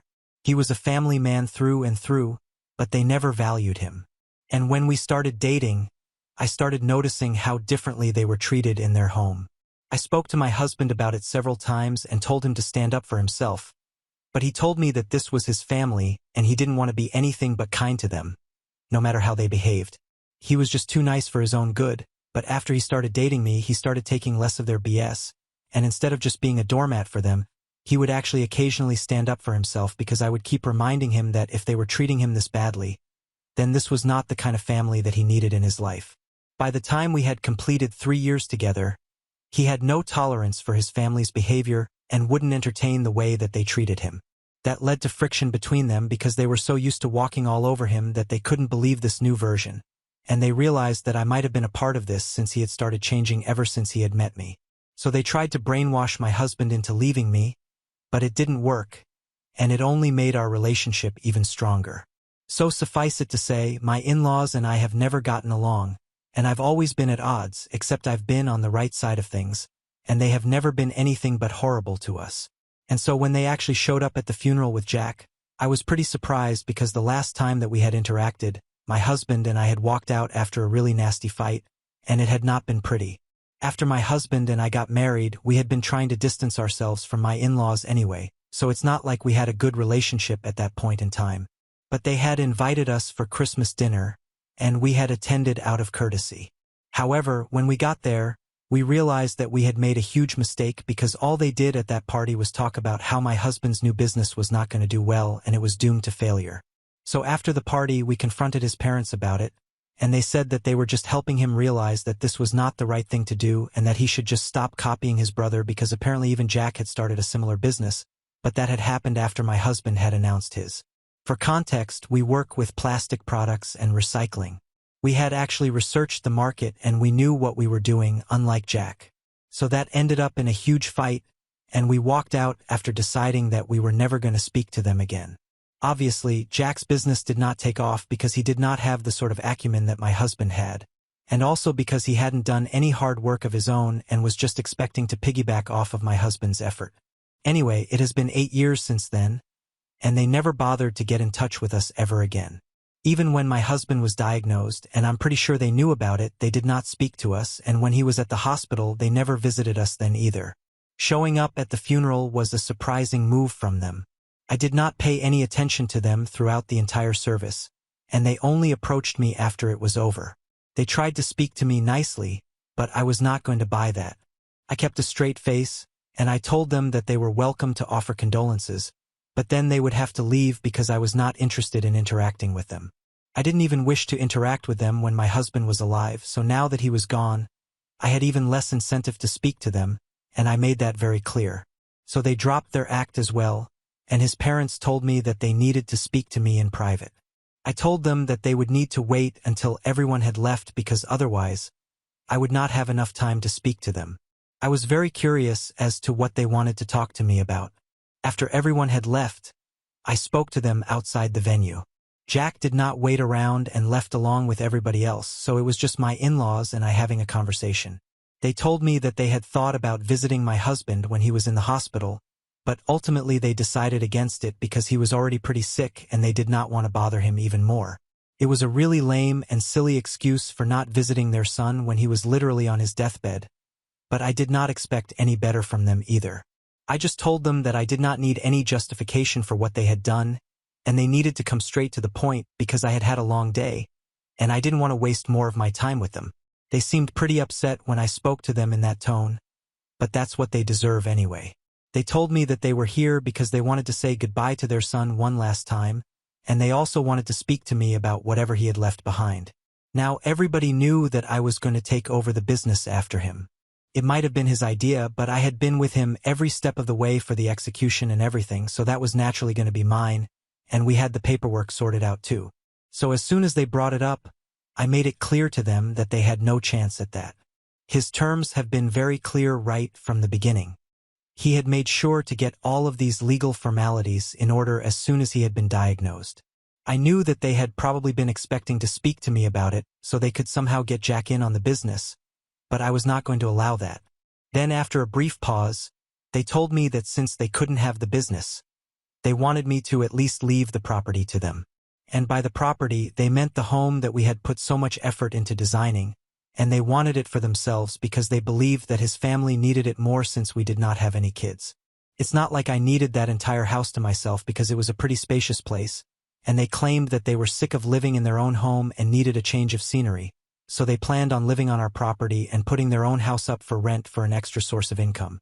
I was shocked that they were even suggesting this because after not speaking to somebody for 8 years, you don't just show up at their funeral and ask their widow to let you have the house that they had built for themselves. I lost my temper. I was already pretty miserable, and so I yelled at them to get out because I literally couldn't stand to see them. I had already been pretty annoyed at them, and I guess they had been pretty upset with me too because I had already told them off twice before. So when I started yelling at them, they started yelling right back and said that they were just here for peace, but I was being a total jerk, and they did not appreciate that. They then played the age card, saying that I did not know how to respect the elderly. I hit right back, saying that they did not even know how to respect the dead since my husband had barely been buried. They were already here circling like vultures. And they made it worse by saying that since I had refused when they had asked me politely, they were going to make sure that they sued and got the property for themselves. Just to be clear, my husband had clearly stated in his will that everything that he had is going to go to me, so I don't even know why they thought that threatening to sue was going to be a good idea since I think my husband was pretty clear. I told him that they were never going to win even if they decided to sue me, and they said that it was my fault that their son had not spoken to them for the past 8 years and hadn't been able to reconcile with him, which doesn't even make sense. They thought that I had brainwashed him to turn against them, so they were going to make sure that I got nothing out of him. I just told them to leave, and when they finally left, I drove back home as well. I was really pissed off at the time, and I hadn't been thinking straight, so I had completely forgotten about this particular video that my husband had asked me to play for his parents if they bothered to show up at his funeral. It had totally slipped my mind, and I only remembered it after I had come back home. I'll come to the content of the video later. I had actually helped him set up and record the video about a month before he passed away, so I knew exactly what he had said in it, and I knew that this would be very hurtful for his parents. So I decided that I was going to take a break for a couple of days, and then I would get back to my in-laws so they would know exactly where they stood with their son and how it was their own fault, not mine, like they were making it out to be. A couple of days after the funeral, I decided to reach out to my in-laws. We each other blocked everywhere, so I decided to drive to their house and play the video for them in person. They were very shocked to see me, but I decided to be polite with them and told them that my husband had actually left something for them, and I wanted to show them what it was. I knew that they wanted to slam the door shut on my face so badly, but they were equally curious and greedy, so we gathered in the living room and I played the video for them. Now coming to the content of the video, my husband had probably known that his parents would come along to harass me after he had passed away, so he had taken all the necessary precautions legally. He was all covered, and now for the emotional aspect of it, he had made that video where he called out his parents on their terrible behavior with him in the past. He said that he had always felt like less of a priority in the household because they always seemed to prefer the golden child Jack over him, and they had never bothered to hide it either.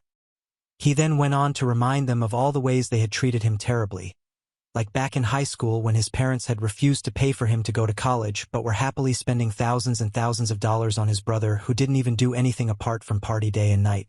And even when he started working at his first job, they were constantly comparing him to Jack, who was earning slightly more than him at that point in time. It was really unfair too because Jack was obviously older and had a head start on him by 2 years.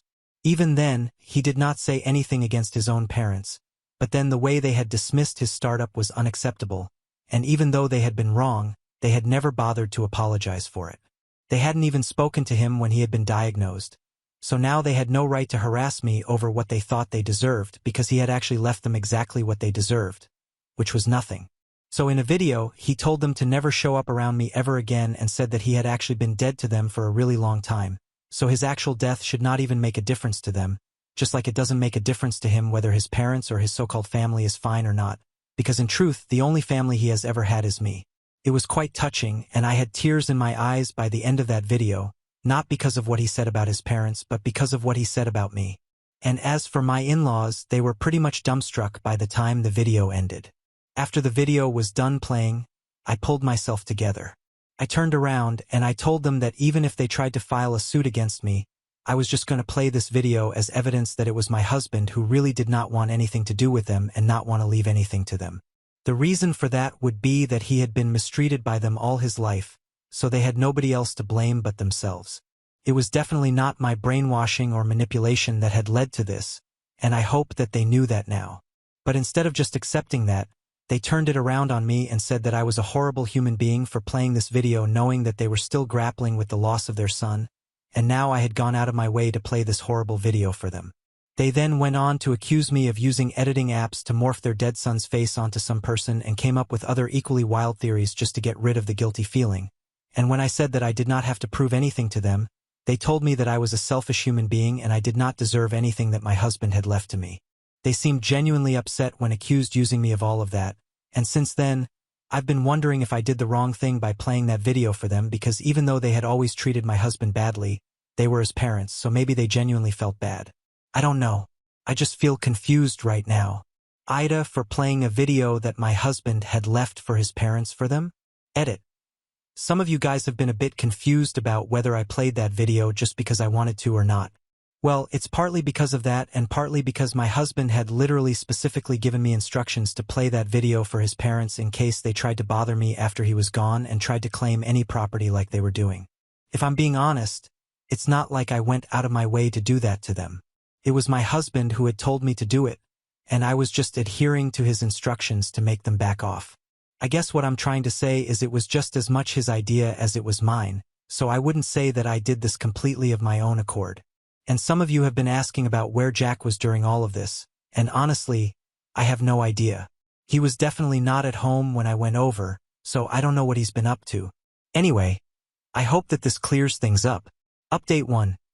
Hey, I would just like to say thank you so much you guys for all the support that you have shown me in the comments section of the original post. Dealing with the loss of a loved one is never easy, especially when it's somebody like my husband. He was a really sweet and gentle soul, and I'm going to miss him every day for the rest of my life. So it hurts when people call him names, especially knowing that I already miss him and he's no longer in this world. I don't understand what the point of calling him a doormat for his parents and a pushover in names like that was. He's gone. He's not even going to be able to read that. The person who will read that though is me, and I'm already really hurt and miserable over the loss of my husband. I don't need to hear about everyone's negative thoughts about him as well. I know that everybody is entitled to have their own opinion, but speaking ill of the dead, that's not nice. So I don't appreciate that, and I would really like it if you guys wouldn't say such things about him anymore. Apart from that, thank you so much to everyone who is supportive of me. Anyway, it's been a week since I visited my in-laws, and they haven't reached out to me yet. When I left their house that day, they were very pissed off and were accusing me of all sorts of crazy things like trying to hurt them on purpose and intimidate them into backing off and filing lawsuits against me or even contesting the will. I mean, if they want to do that, they are welcome to do so. It's just going to be a waste of their time and money because I highly doubt that they will be able to get anything out of this. But hey, if they want to go ahead in spite of the video, they can do that by all means. Who am I to stop them? I've kept myself pretty busy since then, so I don't need to think about any of this. I'm just trying to focus on work right now because I have to keep my grief aside and think about the more practical aspects of life as well. I'm just lucky that I have really supported parents, and they have been living with me for the past couple of days. I was just really tired after coming back home from work, so they took over all the household duties. My father is still going to work, but he's told me that he's going to take care of all the things that my husband used to do earlier, like pay the bills and get the groceries since I've always been kind of forgetful, and my mom is going to handle the cooking and cleaning. We did have a housekeeper, but she quit for some personal reasons, which is what I had been telling my parents about a couple of days back, and the very next day they showed up at my house with their stuff. So that was really sweet of them, and I'm really thankful that people are taking such good care of me. Update 2. So my in-laws have decided to contest the will. My husband's lawyer spoke to me about it, and we're not too worried about what's going to happen with that. They are going to lose, we already know that. What was really surprising was that they sent out an email to me to tell me that my strategy of trying to scare them off with that video was not going to work because they were going to get what was rightfully theirs. My husband was their flesh and blood before he was my husband, so they were more entitled to whatever he had built for himself. And they said that they were not only coming for the property, but they were also going to make sure that they got some shares of the business as well since they felt like they deserved it. Thankfully for me, courts don't function on the basis of what people feel, so they can feel that they're entitled to the entire world, but that's not going to help their case anyway. That email is going to come in handy, so I have it saved and sent it to my lawyer. I'm still living with my parents, and they have been very helpful and supportive. They have even offered to speak to my in-laws for a peaceful conclusion to all of this because they think that they might actually entertain my parents' authority more, but I told them that it's not necessary because I want them to go ahead and deal with the lawsuit because I know it's going to be a colossal waste of their time, and that's exactly what I intend on doing, wasting their time and money. People have been dropping by quite frequently for the past couple of weeks to either check on me or to offer their condolences since some people could not be present at the service, and I've been pretty busy with handling work and then having guests over, so I have barely had any time to think about what I'm going through and process my feelings. But a couple of days back, I found myself in my husband's office for some papers related to work, and I almost broke down because I just missed him so much, and I could envision him in the place. I just wish I could speak to him one more time and let him know how much I love him and how much I'm missing him right now. But I know that I can't, so I just think about it and then let it go. Right now, my only goal is to make sure that our business does well since I know that he would love that and he intended for US to make a lot of money and be extremely successful, and his ambition has given me the motivation to work really hard, so I'm doing exactly that. Update 3. Hi, so it's been 2 weeks since my in-laws contested the will, and so far they have nothing. But something very interesting happened yesterday. I received a message from Jack of all people. I was quite surprised by that since he and I literally have nothing to talk to each other about, and given what his parents are doing, I thought it was quite bold of him to contact me. We have never been particularly close and are definitely not on terms where we can just text each other. I hadn't even blocked him because I did not have his number, but when he texted me, he said that he wanted to speak to me and was asking if he could visit me at home. I found that kind of weird, and my initial instinct was just to say no and block him, but I decided to give it a chance because I just had a gut feeling this was something I wanted to talk to him about. Besides, if he was reaching out to me, I was pretty sure that they had something to do with my in-laws anyway. I agreed to meet him and told him to come over. My parents were going to be at home, so I didn't think that I had to worry about anything. When he finally came over, he had brought flowers and offered his condolences at first, and said that he hadn't been able to say it at the funeral because I was busy with his parents. But he really wanted me to know that he was sorry for my loss.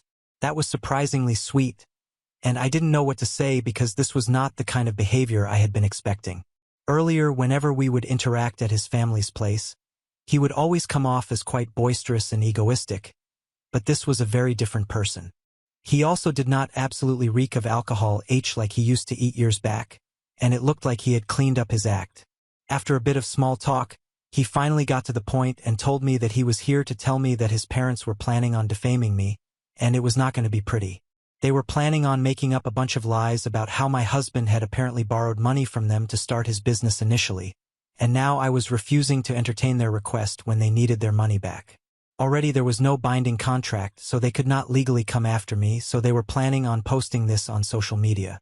It was an incredibly stupid plan, and I don't even know why they thought this was something that could work, but I was really thankful that Jack had come to me about it so I would be able to nip this in the bud. He told me that in the past couple of years he had been trying to be a better person and had even wanted to reach out to us several times, but after the way he had been treating his brother for the past God knows how many years, he just couldn't find the courage to do it, and he was here to say that he was sorry for everything even though it was too late. Then he actually started crying and I really didn't know what to do.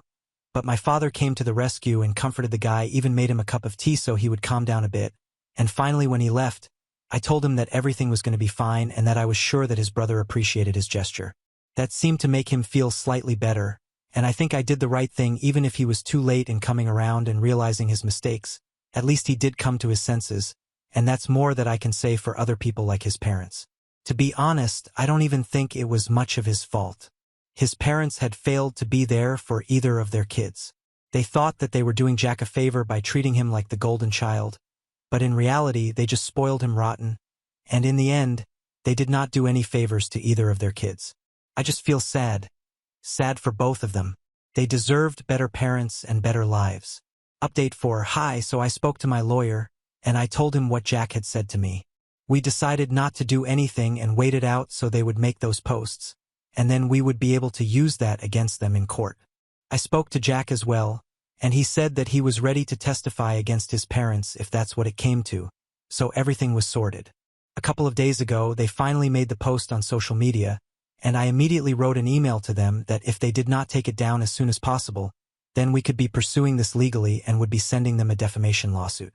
I was kind of counting on them to be stubborn and not take that down, but I guess they realized that this was going to be a losing battle, and it probably didn't help that I had told them that Jack was on our side here, so they were going to lose anyway. They took the post down immediately but still maintained that they were going to take everything away from me. At this point, it was getting pretty boring, so I wished them good luck with that and then blocked that email address. Now they are free to do what they want. I really wish them luck. They definitely were going to need it since now the only person that could count on Jack was not on their side anymore, so they are on their own, and I really want to see how they are going to deal with this now. Now on to the next story. Story 7. Dad bought a new house with borrowed money, lied about it, and didn't invite me to the housewarming party because he and stepmom hated me for years. So I did something that he would regret. Hi, so I ruined my dad's housewarming party a couple of days ago, but with good reason, so hear me out before making any judgments. I, 26M, lost my mother when I was 5 years old in a freak accident. My dad was single for a really long time and didn't start dating again until I was 13, so he and I were very close for a really long time, and it stayed the same way until he started dating my stepmom, Nora, when I turned 15. They dated for a couple of years before getting married, and I always got this weird feeling that Nora did not really like me, but she always behaved normally around me, so I didn't think much of it since I couldn't exactly start making a fuss about the fact that she did not give me preferential treatment anyway. After my dad and Nora got married, we lived together for a very long time until I moved out for college. But when I came back home after graduation to live with my parents until I got a job, things were very different. Nora was very different, and now she openly disliked me. Earlier, I never said anything about these things because I only felt like she did not like me, but when I came back after graduation, she started making it very obvious that she did not approve of me living with them. I tried to talk to my dad about it, but he just told me that she was having a hard time because she had some trouble in her family, and that was it. But I just couldn't take off the feeling that this was because of me, so I tried to move out as soon as possible, and after that I minimized contact with Nora. Even when I would visit my dad, I would try not to talk to her.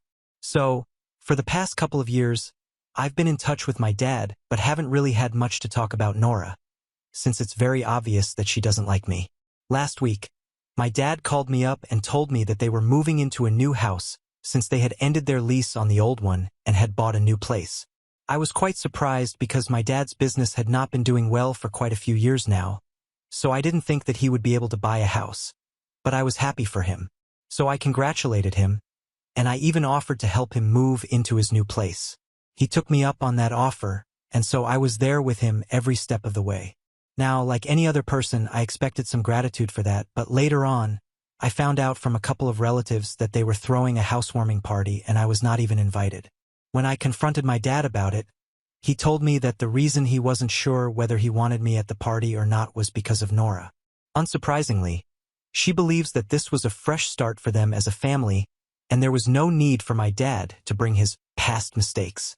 He told me that these were Nora's words, not his, and he obviously did not agree with them, but he could understand where she was coming from and respected her sentiments. So this was the reason he hadn't invited me, and nor had he invited his ex-in-laws even though he had been on good terms with all of us. He said that he didn't agree with the fact that was his mistake, but if he was going to follow what Nora was saying, then it obviously meant that he agreed with her statement and I was going to take things that way myself. My dad and I ended up getting into a really bad fight because of that, and I decided that I was going to cut them out of my life because this was really toxic of him. I could not believe that he was taking Nora's side over his own son. When I spoke to my maternal grandparents, even they were very upset because they had always treated my father like their own son after my mother had passed away, and this was not something that they were expecting out of him. They also believed that Nora had changed him, and not in a good way. We don't even know what problem she has with us exactly, but she's pretty stupid because my mother is not even around to compete with her anymore, so she's competing with her family instead. It just goes to show how pathetic she is to be competing for absolutely no reason, since we had always treated her nicely, but she had always had an attitude around us anyway. For a couple of days, I did not speak to anybody about this, but then my aunt reached out to me to ask why I was not going to be attending my dad's housewarming party, because she believed that having a business retreat on the same day was not a good enough excuse to miss this event. I had no idea what she was talking about, so I told her that that was not the real reason that I was missing this event. It was because I was not even invited. So then both of us were able to figure out that my dad had been lying to all the guests about why I would not be attending so they wouldn't ask questions about it later on, and had been telling everyone that I had a business retreat on the same day and I really wanted to go on that trip, which is why I was skipping his housewarming party. I found that very annoying, and I told my aunt the entire truth. I also told her what Nora had said about me being my dad's past mistake, and how he had just gone along with her. I was very hurt, so I didn't keep anything to myself and spilled all the details of the drama. She had heard me out, she was equally upset, and told me that she was going to talk to my dad and fix the situation, but I told her not to bother with it because that would just make it worse. It was then that she told me that she would not speak to my dad, but there was something that I could do to make sure that my dad did not get away with the lies that he had been telling everyone. My aunt told me that apparently my father had been telling everyone that he had bought the house with his own money. But all of us knew that his business had not been doing well, and we had our doubts. My aunt had also had her reservation, so she had talked to my dad about it, and my dad had been stupid enough to tell her the truth, that he had actually borrowed a bunch of money from one of his business associates who had recently inherited a lot of money from a relative. I knew this business associate, let's call him Sam, and he had been working with my father for a really long time. They were also very close friends, and they had a lot of dinners together in the past until Sam moved away. So my dad apparently told Sam that he needed to borrow some money from him because I needed it for my expenses and my dad's business had not been doing well. So he couldn't help me, but he did not want to let his son down, and that is how he had convinced Sam to lend him the money. But he really intended on using it to buy a new house because he had saved up enough money and he just needed a bit more. He wanted to buy a new house because then he would be able to save money on rent, and whatever money he owed to Sam, he could just pay it whenever he wanted later after his business had taken off, unlike rent, which he would have to pay every month or else he would be evicted. In his head, this was a brilliant idea, and he had told my aunt about it, or rather bragged about it to her, and she had told him that this was terribly dishonest of him, but he did not seem to care about it. He had even been telling everyone that he had finally been able to make it on his own because he was a homeowner, but my aunt knew the truth, and the best part was that he didn't have to tell Sam or invite him to the party because he didn't live here. My aunt told me about all of this and said that she wasn't putting any ideas in my head, but if I wanted to get back at my father, I knew what to do. I thought about it for a couple of days, but then I decided to call Sam up because I felt quite insulted by the way that my father had treated me. I was very upset and I couldn't just let this go, so I called Sam, told him everything, and I told him that I needed his help. I wasn't sure if he was going to agree or not, but he agreed to my plan immediately and said that he couldn't even believe that my dad would do such a thing. Apparently, he had been reluctant to help my dad out initially because he had been planning on using his entire inheritance for his kids and wanted to set it all aside for them so he could use his own money for his retirement fund. He also knew that my dad's business was not doing well, so he was not sure how long it would take for my dad to return the money to him. He had been a bit skeptical about lending him money, but my dad had been so insistent and had even become very sentimental while discussing how much he wanted to help me, and yet he wasn't able to.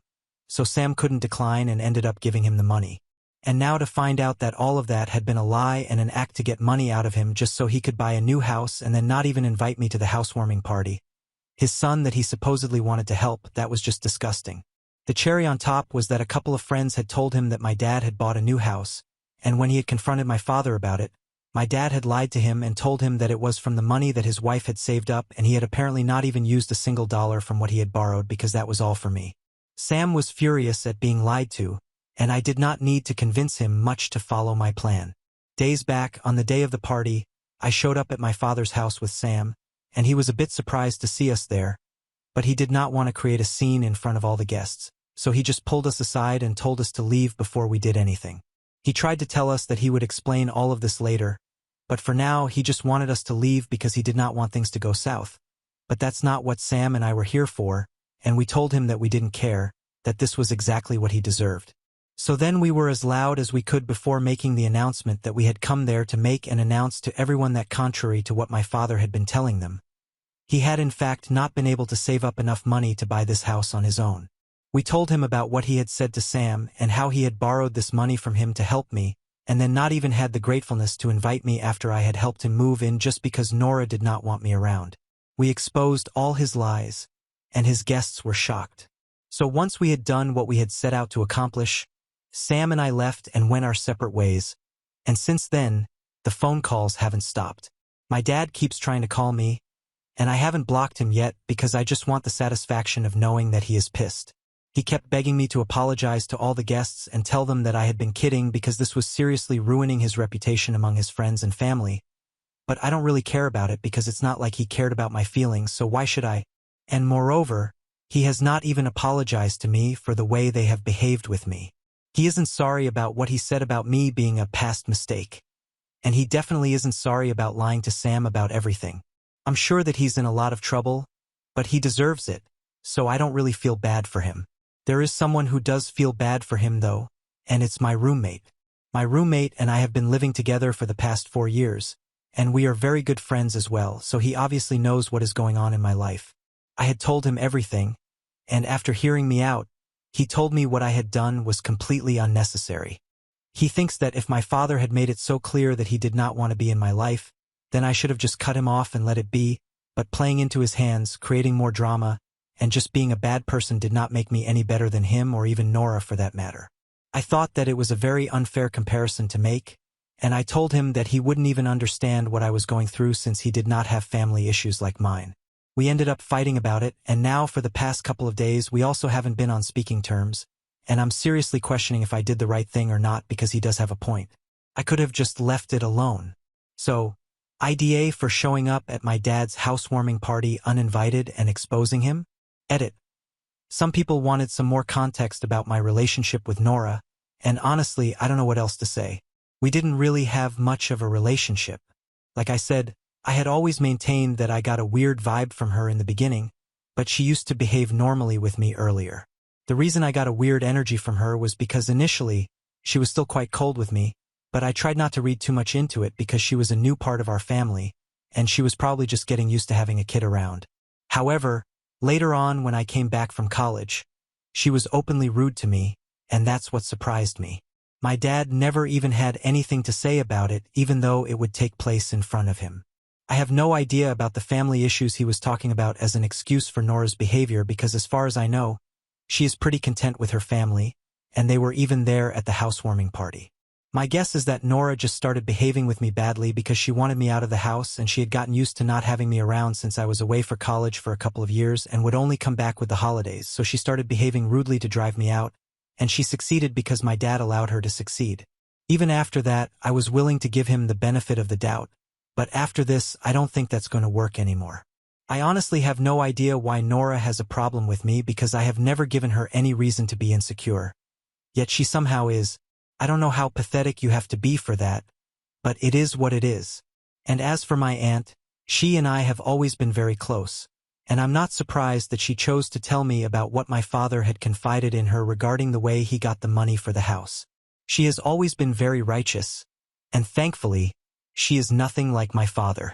She was pretty much the only maternal figure in my life after my mother passed away, and even though no other relative reached out to me to ask me why I would not be attending the housewarming party, she did. The reason she did not bring up anything about Sam or try to expose my father herself was because if she did, that would create a lot of drama between her and my grandparents, and she did not want that. I think that's fair enough to be honest. I have never really gotten along with my paternal grandparents anyway, so this doesn't really make much of a difference. Update 1. Hey, so I decided to speak to my roommate since it has been 3 days since I made my post, and even then, we haven't been able to talk to each other. He's a really good friend of mine, and I don't want to lose him over something like this, so I felt like I had to talk to him, and I explained how betrayed I felt by my father when he treated me like this, and I did not expect him to understand because he came from a relatively happy family, but for me it sucks. I thought that he would understand because I was trying to have a heart-to-heart conversation with him, but he told me that I was being petty and my behavior had been very juvenile according to him. Even after I tried to explain myself to the best of my abilities, he did not seem to understand, and the fight just got worse somehow. Eventually, he just told me to my face that he was not interested in being friends with someone like me who was only looking to create drama out of nothing. He told me that if I couldn't even be loyal to my father, then he shouldn't expect any sort of loyalty from me as a friend. I thought it was a ridiculously stupid and asinine thing to say, and I told him that I was going to end the lease on this apartment by the end of this month, and then we would be free to go our separate ways. He had been very sympathetic to me when he had first learned that my father had not invited me to his housewarming party even after I had helped them move in, but suddenly he had pulled a total 180. I feel really bad about it, but I'm not going to tolerate this kind of disrespect, so I have spoken to a couple of my other friends, and I have started looking for other apartments nearby anyway. I had been planning to move out and live separately by the end of this year, and now it appears that I might do it earlier than I expected. So that was whatever happened with my roommate. And now coming to what's going on with my family, my father had been trying to call me relentlessly and get in touch with me for the past couple of days after the incident, but I did not respond. I think he got the hint and realized that I was not going to help him out. So for the past few days, he has not called or texted or tried to get in touch with me. Nora has though. She texted me a couple of days back to let me know that I was a horrible human being and I was a complete disappointment to my father. I texted her back saying that my father was also a complete disappointment to me, so I think it's equal. After that, she didn't text me.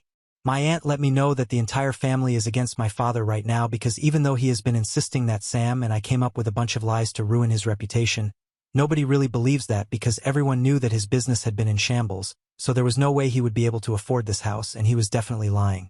My grandparents are very upset with me because even though what my father did was incredibly wrong, they think that I should have confronted him in person instead of airing out our dirty linen in public. Lucky for me, I don't really care what they think, so they can be pissed as they want to. We have never had a good relationship because they are pretty uptight and are more conscious about their image than how they really are as people, so we haven't had much contact in the past couple of years, and now I don't think I'm going to speak to them again anyway. Sam and I went our separate ways. We did not talk for a couple of days, we didn't really have anything to discuss. But yesterday Sam told me that my father had finally reached out to him, and even in a situation like this, my father had the audacity to act like he had been the victim here. He was claiming that he had never expected Sam to stab him in the back like this after they had been friends for so long and tried to make it seem like I had been lying to him and manipulating him. He claimed that I had indeed asked him for help and that's why my father had asked Sam for the money, but now I was going back on my word because Nora had a problem with me since apparently I was always nasty with her and I was pissed at both of them, which is why I wanted to ruin his reputation so badly. But now since it had become such a big deal, he would try to return everything that he had borrowed by the end of this year. I think he should have done that anyway regardless of whether it has become a big deal or not, but my father obviously has no pride or self-respect. Thankfully, Sam did not fall for that act and told him that after the long friendship that they had had, he had also believed that my father would be honest with him at the very least, but clearly even that was too much to expect of him. Sam did not interact with my dad much, he just told him that he wanted his money back, or my dad would be hearing from his lawyer. I think he does have a contract, he was wise enough to get my dad to sign the paperwork, and my dad can get into trouble if he doesn't live up to his word, so I'm glad that finally he will be facing the consequences. Update 2. Hi. So it's been 1 month since I posted here, and I have moved out. I blocked my ex-roommate on every social media platform because I really don't want anything to do with him anymore. The last couple of weeks that we were together before we ended the lease on our apartment were pretty much the worst for me.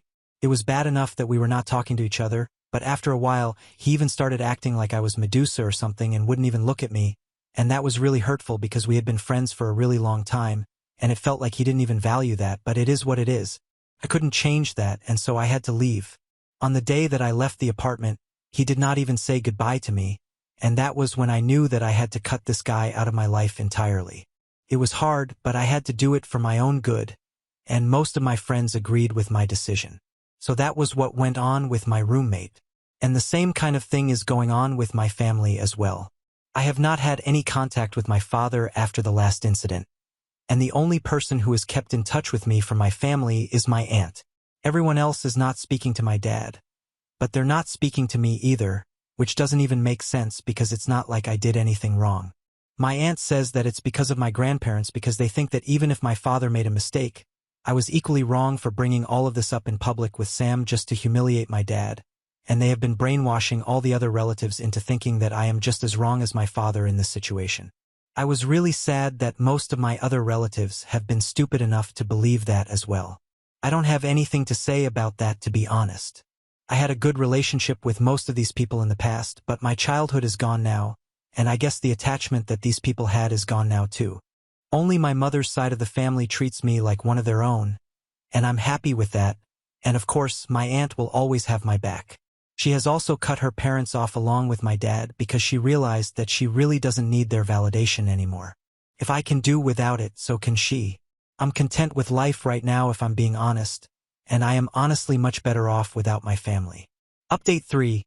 Hey, it has been 2 weeks since my last update, and the reason I'm back here so soon is because my dad and Nora tried to contact me again a couple of days ago. Both of them texted me to ask if I could meet them, but I just blocked them and ignored it. After I did that, they showed up at my workplace during lunch hours, and I did not want them to embarrass me by throwing a fit in the lobby, so I told the receptionist to have them wait there, and quickly I took them out of there to a nearby restaurant so I wouldn't have to deal with them around my coworkers. I was obviously very embarrassed already because I had not expected them to show up at my place of work, and I kept berating them because no matter what happened, this was a serious violation of my privacy, and I did not like this at all. At least they had the good sense to apologize for it, but they told me that it was necessary for them to reach out to me. Once we were seated in the restaurant, they told me that they were reaching out to me only because they wanted to apologize, and they realized that they had treated me really badly. Nora confirmed what I already believed about her, that she had always been jealous of the fact that my dad had been so close to me, and it just made her feel like he was still very attached to his late wife, which is why she had tried to ruin our relationship. And my dad apologized for getting carried away and acting like a fool. They told me that I did not have to start talking to them, but they just wanted to let me know that they were sorry. So I told them that I accepted their apologies, but for now, I don't want anything to do with them because I'm finally happy, and I don't want them to ruin it.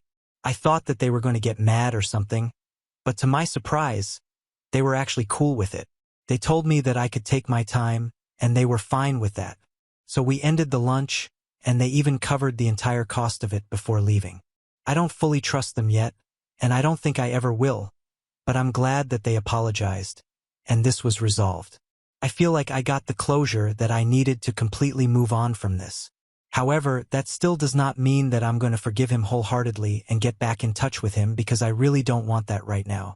I'm going to take my time, think about it, and maybe a year or two from now, I might get back in touch with them if I want to. For now, like I said in my last update, I'm very happy with the life that I'm leading. Now on to the next story. Story 8. Fiancé's late wife's sister has destroyed my car and harassed me for replacing her. I'm taking legal action and gave him an ultimatum to go no contact or I'm gone. I 25F am getting married to my fiancé 29M in May. When we first got together, he told me that he was married from 20 to 22 years old to his high school sweetheart. We met when he was 25, but she passed away of sepsis from a botched surgery. He didn't cope well and stayed in contact with her family, namely her father and two sisters, 19 and 24. It was a soft spot for me for a while at the beginning because there was so much history they had that we would not have, and it was tough knowing that she was all around him. I never told him and decided to work through it on my own, especially with the fact that he would often spend time with her family during our relationship. Her birthday, their anniversary, and the anniversary of her death. He'd spend the day with her family. It was uncomfortable at first knowing the man I loved was reminiscing about the love he had with someone else, but I kept trying to see it from his perspective, and the last couple of years I am completely secure in our relationship and it doesn't bother me much anymore. Well, he proposed this time last year and I was over the moon. I love this man with all my heart, but I recently learned that he never told them that we got engaged. Now, I've been trying local coffee shops the past few months rather than my usual run and tried a new one. His LW sister worked there, and other than being awkward, she did a double take of my engagement ring and looked really unhappy. I didn't mention it and left. My fiancée told me that she kept messaging him on social media about it, and I wasn't happy that he kept it a secret. He apologized and was very depleted by it all. He said that he didn't want to hide me, but he didn't want to hurt them either, and that both of us were a huge part of his life. I understand that and let him off the hook slightly. I just told him to be upfront with them from now on. That was that, at least I thought so. A week ago on Sunday, I got a message from the 24-year-old asking if I was happy with myself, that I would never replace his LW, and that if she was still alive, he chose her over me every time. She even said that he only kept me around for my money and something to stick his dick in. I ignored it, but I can't say that it didn't affect me. When you're in my position, all these points are ones you have to work through, and it's not easy to get over those insecurities. Feels like a knock on the teeth when they're used against you. I mentioned it to him, and he comforted me and reassured me. He said he'd set boundaries with her and I'd never have to hear from her again. Fine by me. That was until I found my car with "Grave Robber" smeared in red paint. I had saved for this car for a year, and it was very expensive. The tires were slashed and the windows cracked. I asked the store a few doors down for their CCTV camera footage of that night, but it was blurry and didn't catch much. It did manage to catch half a license plate though, and the color and make of a car. It was his LW youngest sister's car. I told him I was filing a police report, and he asked me to hold off until he talked to them first. I told him no, but I would if they paid for the damages and apologized to my face. He set up the meeting for last night, and it didn't go well, to say the least. Everyone was shouting. The sisters told me they, yes, both of them, had nothing to be sorry for and that I should leave their family alone, including my fiancé and their family. He told them that it wasn't fair to him to be lonely forever and that he'd hoped they'd be supportive of him finding love again. They told him he was betraying LW and that he never loved her if he'd marry someone else. They didn't have a problem with him having a new girlfriend because he'd realized she was the only one for him and get tired of me. Now that hadn't happened, they were putting their foot down. The youngest told him to tell me that they were right and that he'd never love anyone like LW. My fiancé broke down at the table. I picked him up and made us leave. I told them I'd be filing a report and suing for damages, and the next time they saw us would be in court. When we got back and calmed down, I gave him an ultimatum. Either he cuts contact or we call off the wedding and go our separate ways. I wasn't going to live my life with this harassment and someday subject my children to their bullying. He said they would never bully a child, but I shot him down and said he didn't expect any of this either. He called their father, who was fairly chill about it all but still defended his daughters. They say I shouldn't control him and that I'm horrible for cutting them off. I don't know what to do. I can't live like this, and I don't think I should have to just because we're getting married. Now for some comments. Comment 1.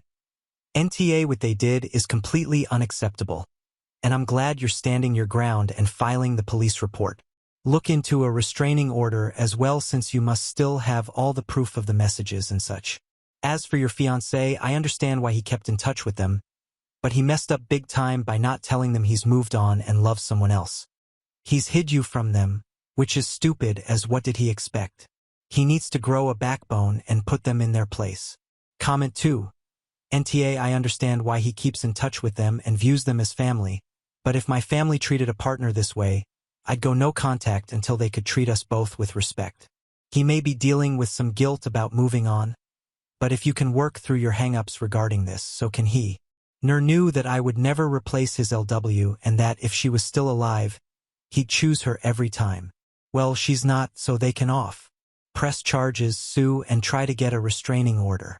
If he doesn't stick to no contact, move on, definitely NTA. Update 1. Hey everyone. Just a mini update to clear some things up before I have a discussion with my fiancé either later today or tomorrow about my ultimatum. I didn't sleep at all yesterday or the night before for obvious reasons. There's a ding on my phone at least once an hour from them saying one thing or another, mainly the 19 years old, and I don't know what they've told people, but I've got a message from one of their uncles and grandparents calling me horrible stuff too.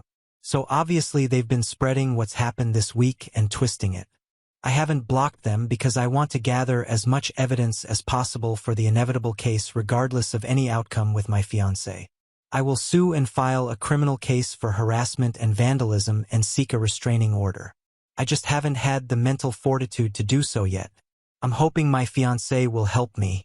I haven't spoken to my fiancé since the argument at the table other than to tell him either they go or I do.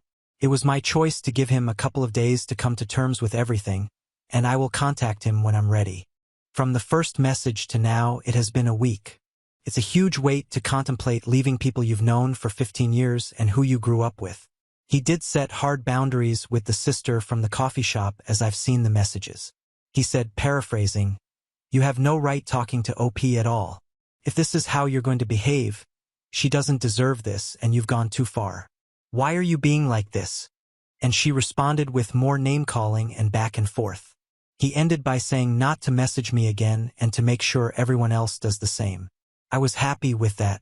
At this point, only one person in that family had an issue to my knowledge, so it was silly to have him cut all of them off. It may not be enough for some, but it was enough for me to feel safe and comfortable. For those saying he needs therapy and counseling, he's already getting it. He's been getting it since before we even started dating after an incident at work. I don't know about any of their family, though. The first time I had a conversation with any of them was that night. Now, some people are wondering what LW died of, and it was a botched weight loss surgery where she died of sepsis. People were wondering if he was somehow the reason behind the surgery, hence the family's insane reaction, but he was not in the slightest. He likes bigger women and wouldn't pressure something like that onto her, speaking from experience. I also want to clear up the not calling the police about the car thing. It was entirely my idea to not file charges in exchange for a face-to-face apology and damage payment. He only wanted me to wait so that he could talk to her to see if she regretted it and then have her father pay the damages.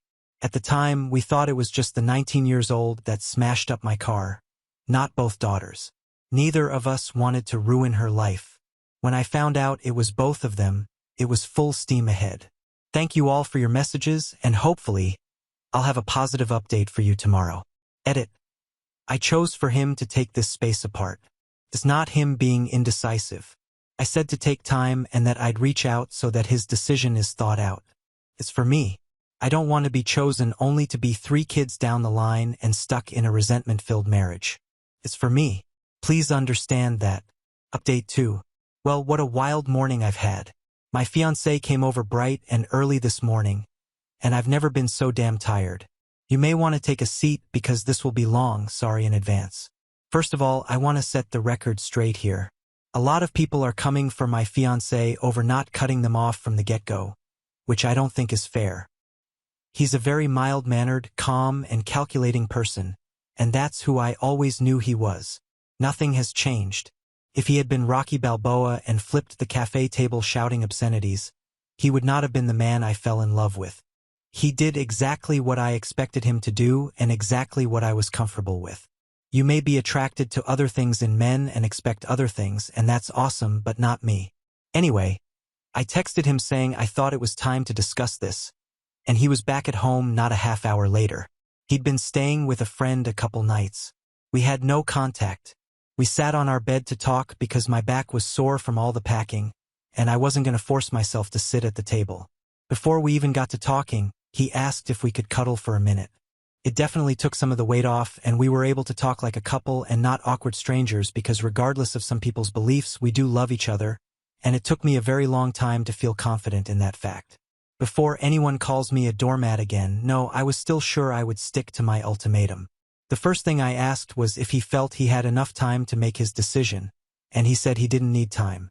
He was very shocked and bewildered at how so much could change in just a week and how everything he knew was so shaken up that he couldn't think and went numb.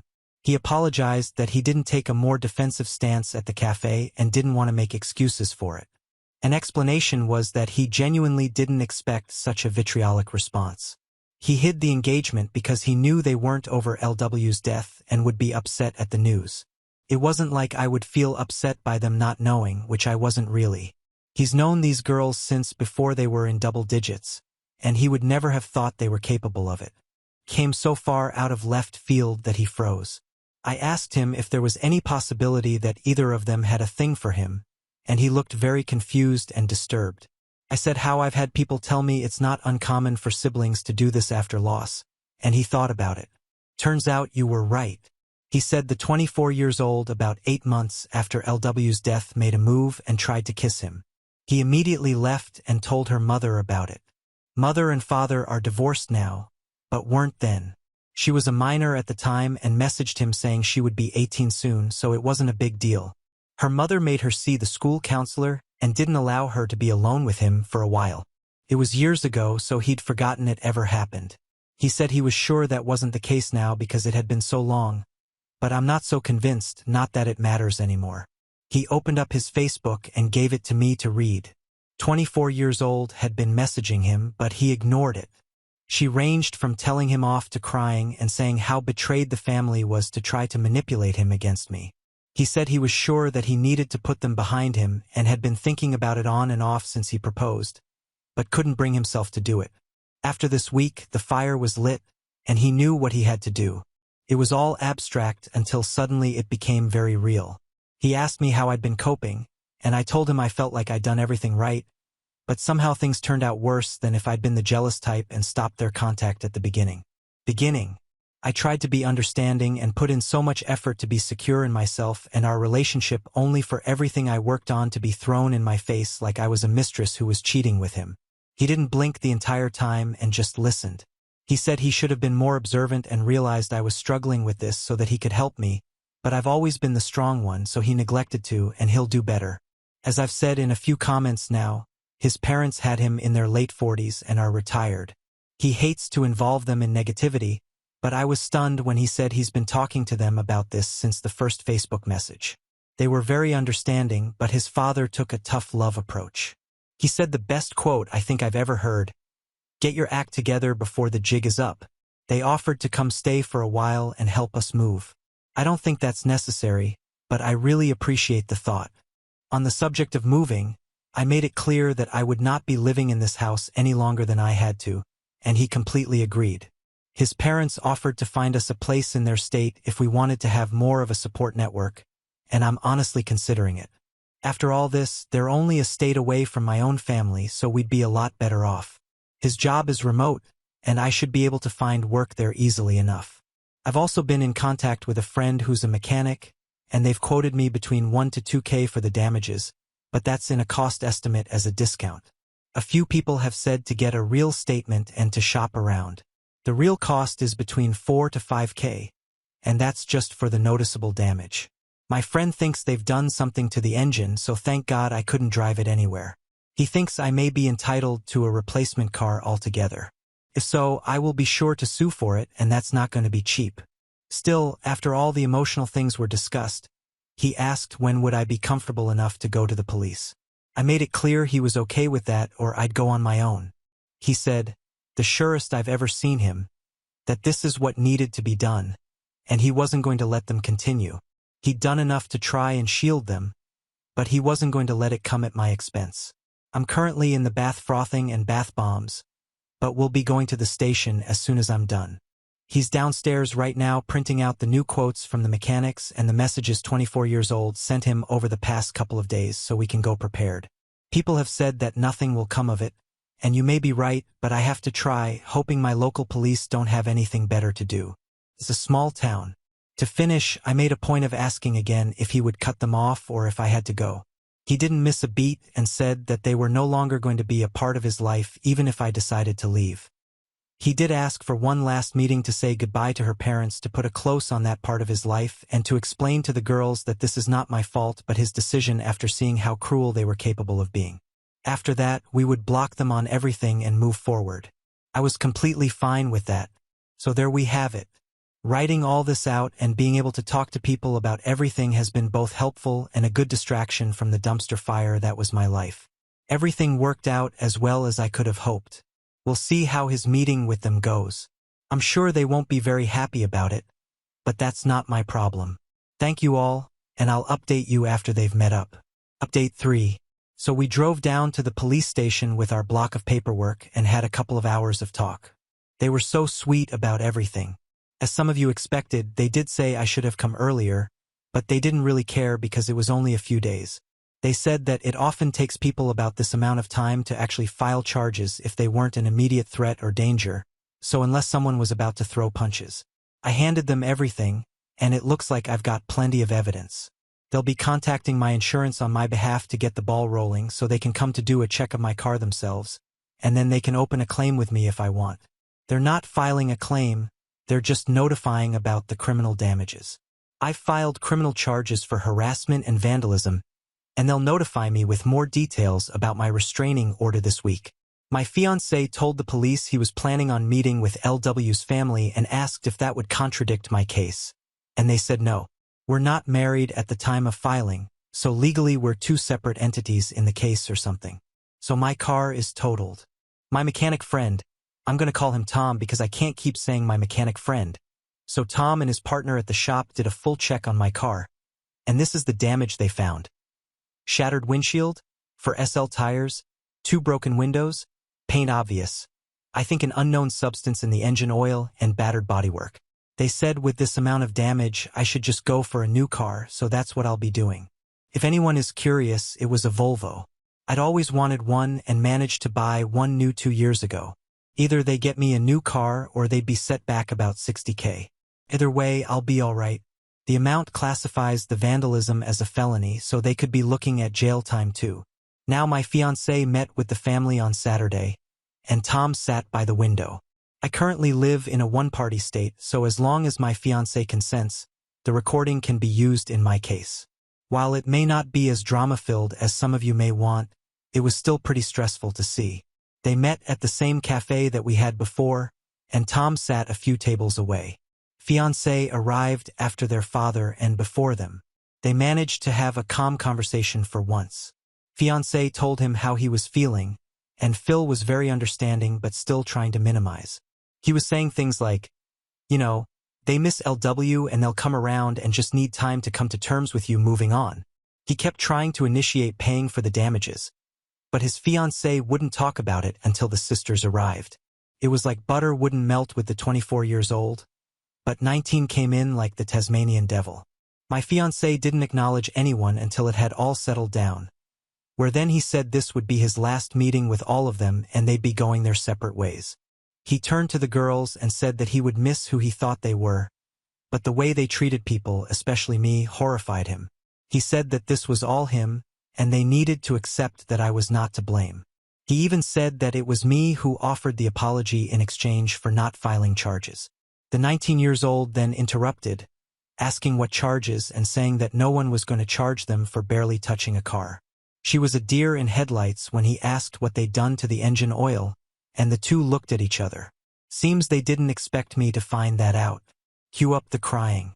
24 years old actually tried to touch his hand and told him he had to stop me from pressing charges because this would ruin her and interfere with 19-years college. He said it was too late and the cops should be issuing a warrant soon. Can take a few days. I thought it was an instant thing, but apparently not.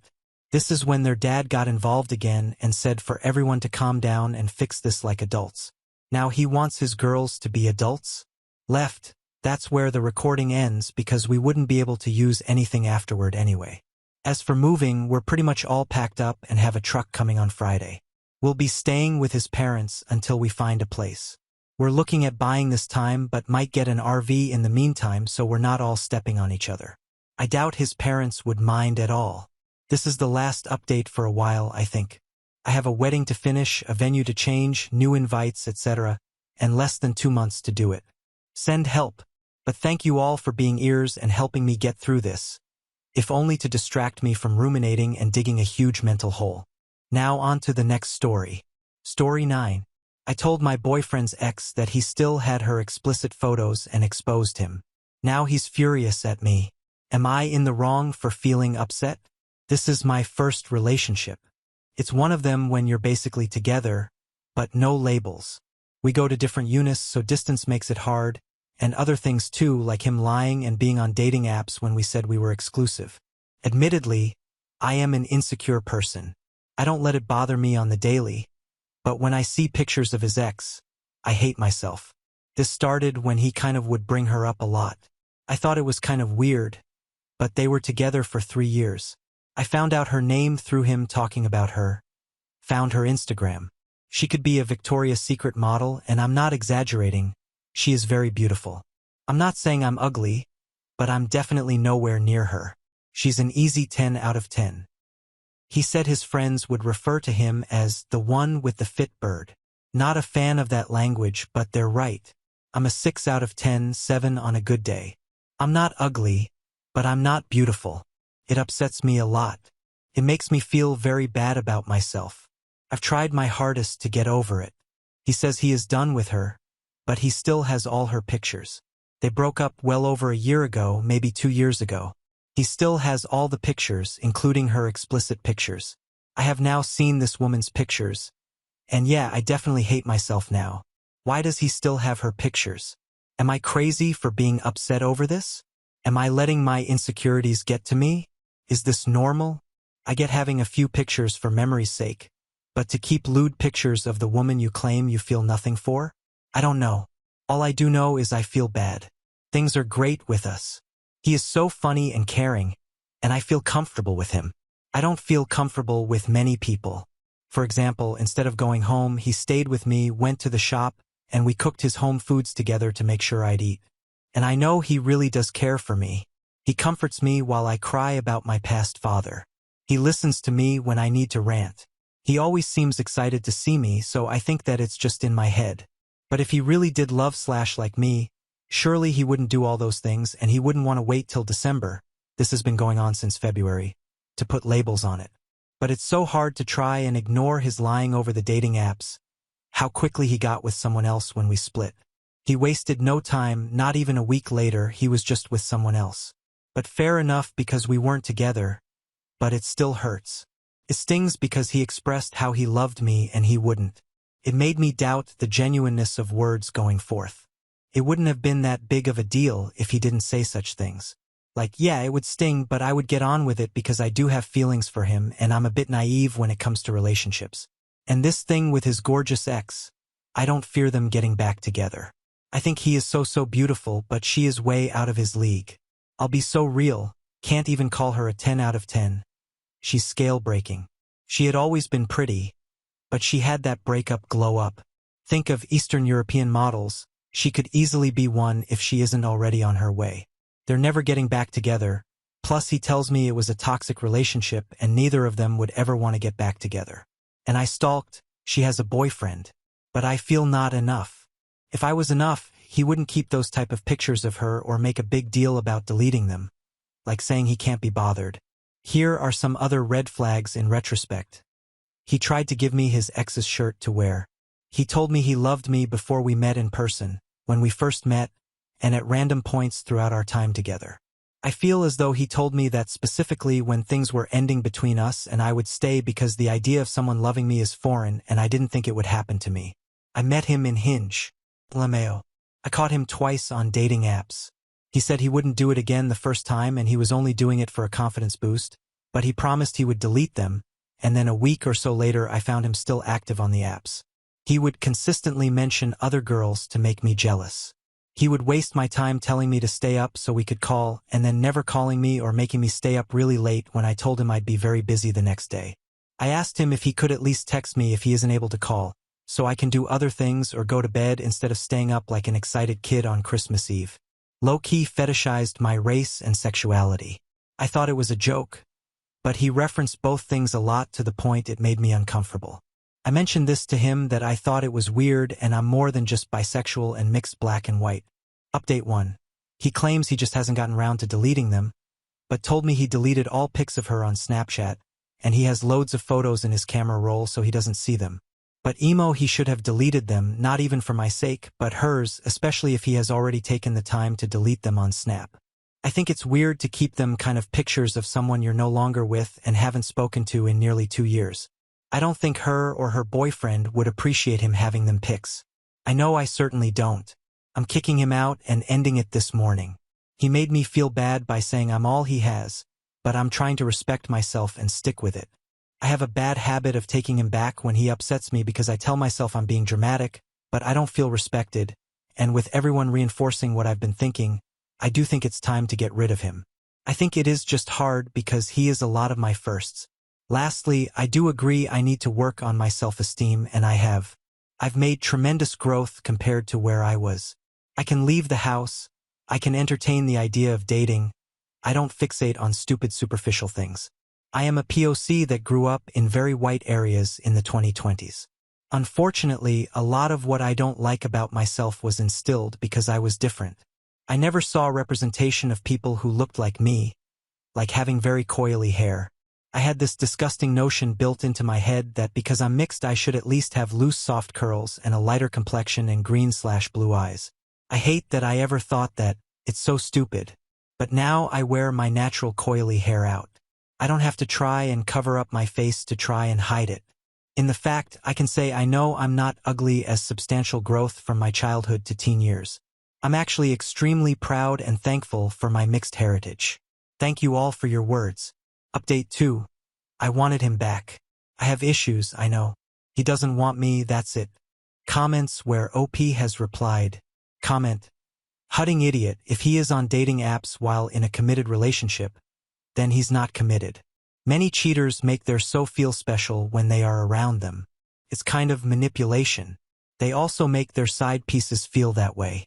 As for the nudes, I think it's inappropriate for him to still have them after breaking up with her, much less while dating someone else. I know I would be creeped out to know that any of my exes were ogling my nude pictures. Also, I don't really think he's as over her as he wants you to believe. If he was, he wouldn't have those pictures. Speaking of, have you ever asked him to get rid of them? If he refused, big red flag. My advice to you would be to end the relationship. He does not respect you and doesn't deserve you. Opie. I asked him to delete them when I found out. He deleted some and said he would do the rest later because there was a lot. He also said he is waiting to get a new phone. What year he is living in. In 2023 we have a cloud that transfers everything when you get a new phone, including the whole camera roll. I ended it and blocked him on everything after reflecting and not having him physically with me. I'm quite disgusted. Update 3. AITA for telling my ex's ex that even though they broke up 2 years ago, he still has all her explicit pictures ranging from age 17 to 20? He is 22 now. So I realized I had attachment issues LOL. I ended it and then he was asking for us to not end until he also agreed we should not see each other anymore. But then I didn't want to end it because I loved him and also had low self-worth thinking he would be the only person to love me. With retrospect, he didn't love me. He just liked talking and not exclusively but mostly. He'd only really tell me he loved me when things were looking like they were going to end or if I said it first. He is the type of person to tell you what you want to hear. Anyways, time passed. I do still care for him way more than I should, but my feelings for him have LMAO. I still miss him, but I don't love him, and I realized how fucked up it truly is to have pictures of your ex 17 to 20 years old. He is now 22. Not saying he is a pedo, but legally speaking, he did have child porn on his phone. I gave him many lectures on how bad it is that he still had them. He gave stupid excuses like, I can't be bothered, or I'm going to sort it when I get a new phone, as if iCloud doesn't exist. He is a liar, someone who tells you what you want to hear. He just agreed with me to shut me up. I had a feeling he probably still had them pictures even after he said he deleted them. Surprised he did not when we stopped seeing each other. One time I asked him to delete what he has of me. He said he would. I come to find out he did not. Seems to be a thing he does. I messaged his ex and told her that he still has all them pictures. A part of me did feel bad because again I still care for him, and I knew in doing this he'd never talk to me again, so that was kinda sad. But I thought if it was me and her position, I would want someone to do the same for me. I also asked many females what I should do. They all said, tell her obviously. So I did. She told me how she asked him to delete all her pictures when they broke up, and he said he would. This sounded very familiar. She thanked me for telling her. She called him and asked for a screen recording of him deleting everything, or she's calling his mom and letting her know what her son is up to. He eventually did. The gross thing is he has 2 younger sisters. He tells me how he is scared for how they will be treated by men when they grow up. He is scared they'll encounter men like himself. Emo. He was very angry with me, told me I was doing this all out of spite. He tried to play victim, which I found very pathetic, saying, I didn't think this would blow up in my face again, and thanks for kicking me down lower than I already felt. As if he is the one who's been violated. Actions have consequences. I think he still thinks about her. I refer you to the fact that he still had her pictures. He tried to give me her shirt to wear. He made her one of his playlist covers. When I told him that was weird, he changed it. I had to ask him to stop talking about her. They were together for 3 years, and she is very beautiful, but 2 years had passed with no contact. She had very much moved on. Why couldn't he? Anyways, I know it was the right thing to do. I'm going through waves of, I'm glad I did it, and, I'm sad he is hurt. But he is not the victim. And this was a truly eye-opening experience to who he really is. A little bit of a perv collecting girls' explicit pictures as if they're Pokemon cards. I need to have better standards for myself, so I'm going on a date in a couple days. I met this guy at Wireless in the summer. Nothing happened. I've only met him once because he went to America for his placement year, and I was in a stupid on-again off-again prolonged chatanship with the pictures of girls collecting guy. But he is back in the UK for Christmas. He is so wholesome and cute. Funny. I'm punching FR. But he approached me crazy, and he is so sweet. He doesn't ask me for pictures. He doesn't want to have sex straight away. He'd rather build towards it, which makes me happy because I want the same thing. We're gonna see Christmas lights, matcha lad food, and then I'm gonna ask him if he wants to stay round mine so we can watch movies.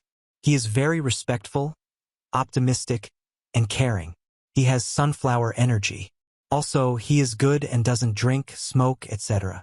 I'm sober now, and being around someone who does that stuff is hard. Sorry for this being too long. Now on to the next story. Story 10. I told my ex not to contact me again after we broke up, but my friends tried to get my ex and me back together. Me 24M and my ex 26. We both from the same friend group, and to keep it simple, after a while we dated for some months. During the relationship, she would always want to do some really dangerous stuff. Hike, bang, jump, car races, and honestly, I am not the person for that and would have days absolutely terrified for her life. So after one of her friends got a serious injury, I put my foot down and told her I couldn't live like that anymore. We got heated, and she told me, I'm a boring, sad person who will die alone. So I said, I hope your hobbies have the consequences I expect them to have. And after that, we both parted ways mad and never spoke again. We still are from the same friend group, and we both, while not speaking specifics, just said we couldn't compromise on something. And since then, as for the last 4 months, I have not hung with them much as they are more her friends than mine. Issue came as one of my friends from this group asked me if I wouldn't mind me giving her my new number as she wanted to get close, and I accepted because I didn't care enough. So she did call, and it started decently, just small talk, and she asked why I'm so reclusive now, nothing that mattered much. But soon enough, she started talking about her life. She spent a whole 25 minutes speaking about her new boyfriend, how she's able to do what she wants, and how fun and amazing it is to have support on the things she liked, how much she missed out when we were together, and that maybe I should change my views a little and my life would improve like hers did. I told her okay, and she replied confused. Quickly enough, I said, I couldn't care less for her new life and honestly to fuck off and never contact me again if she just wanted to brag. To be fair, she wasn't really condescending with her tone, but hearing from your ex how their life is so much better without you get into you.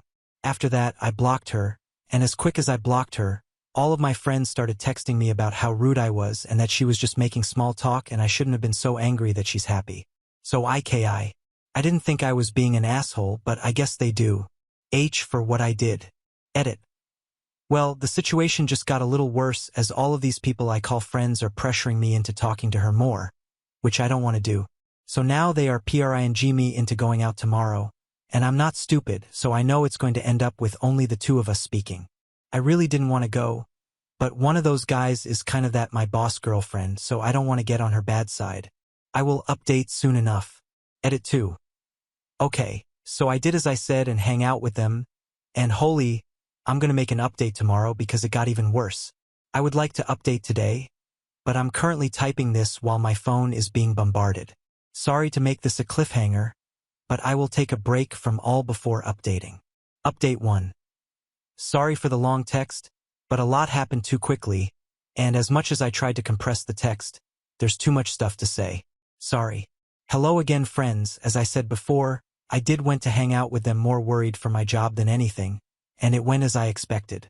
I got there. Oh wow, what a surprise. Everyone was late except my ex. Never saw that coming.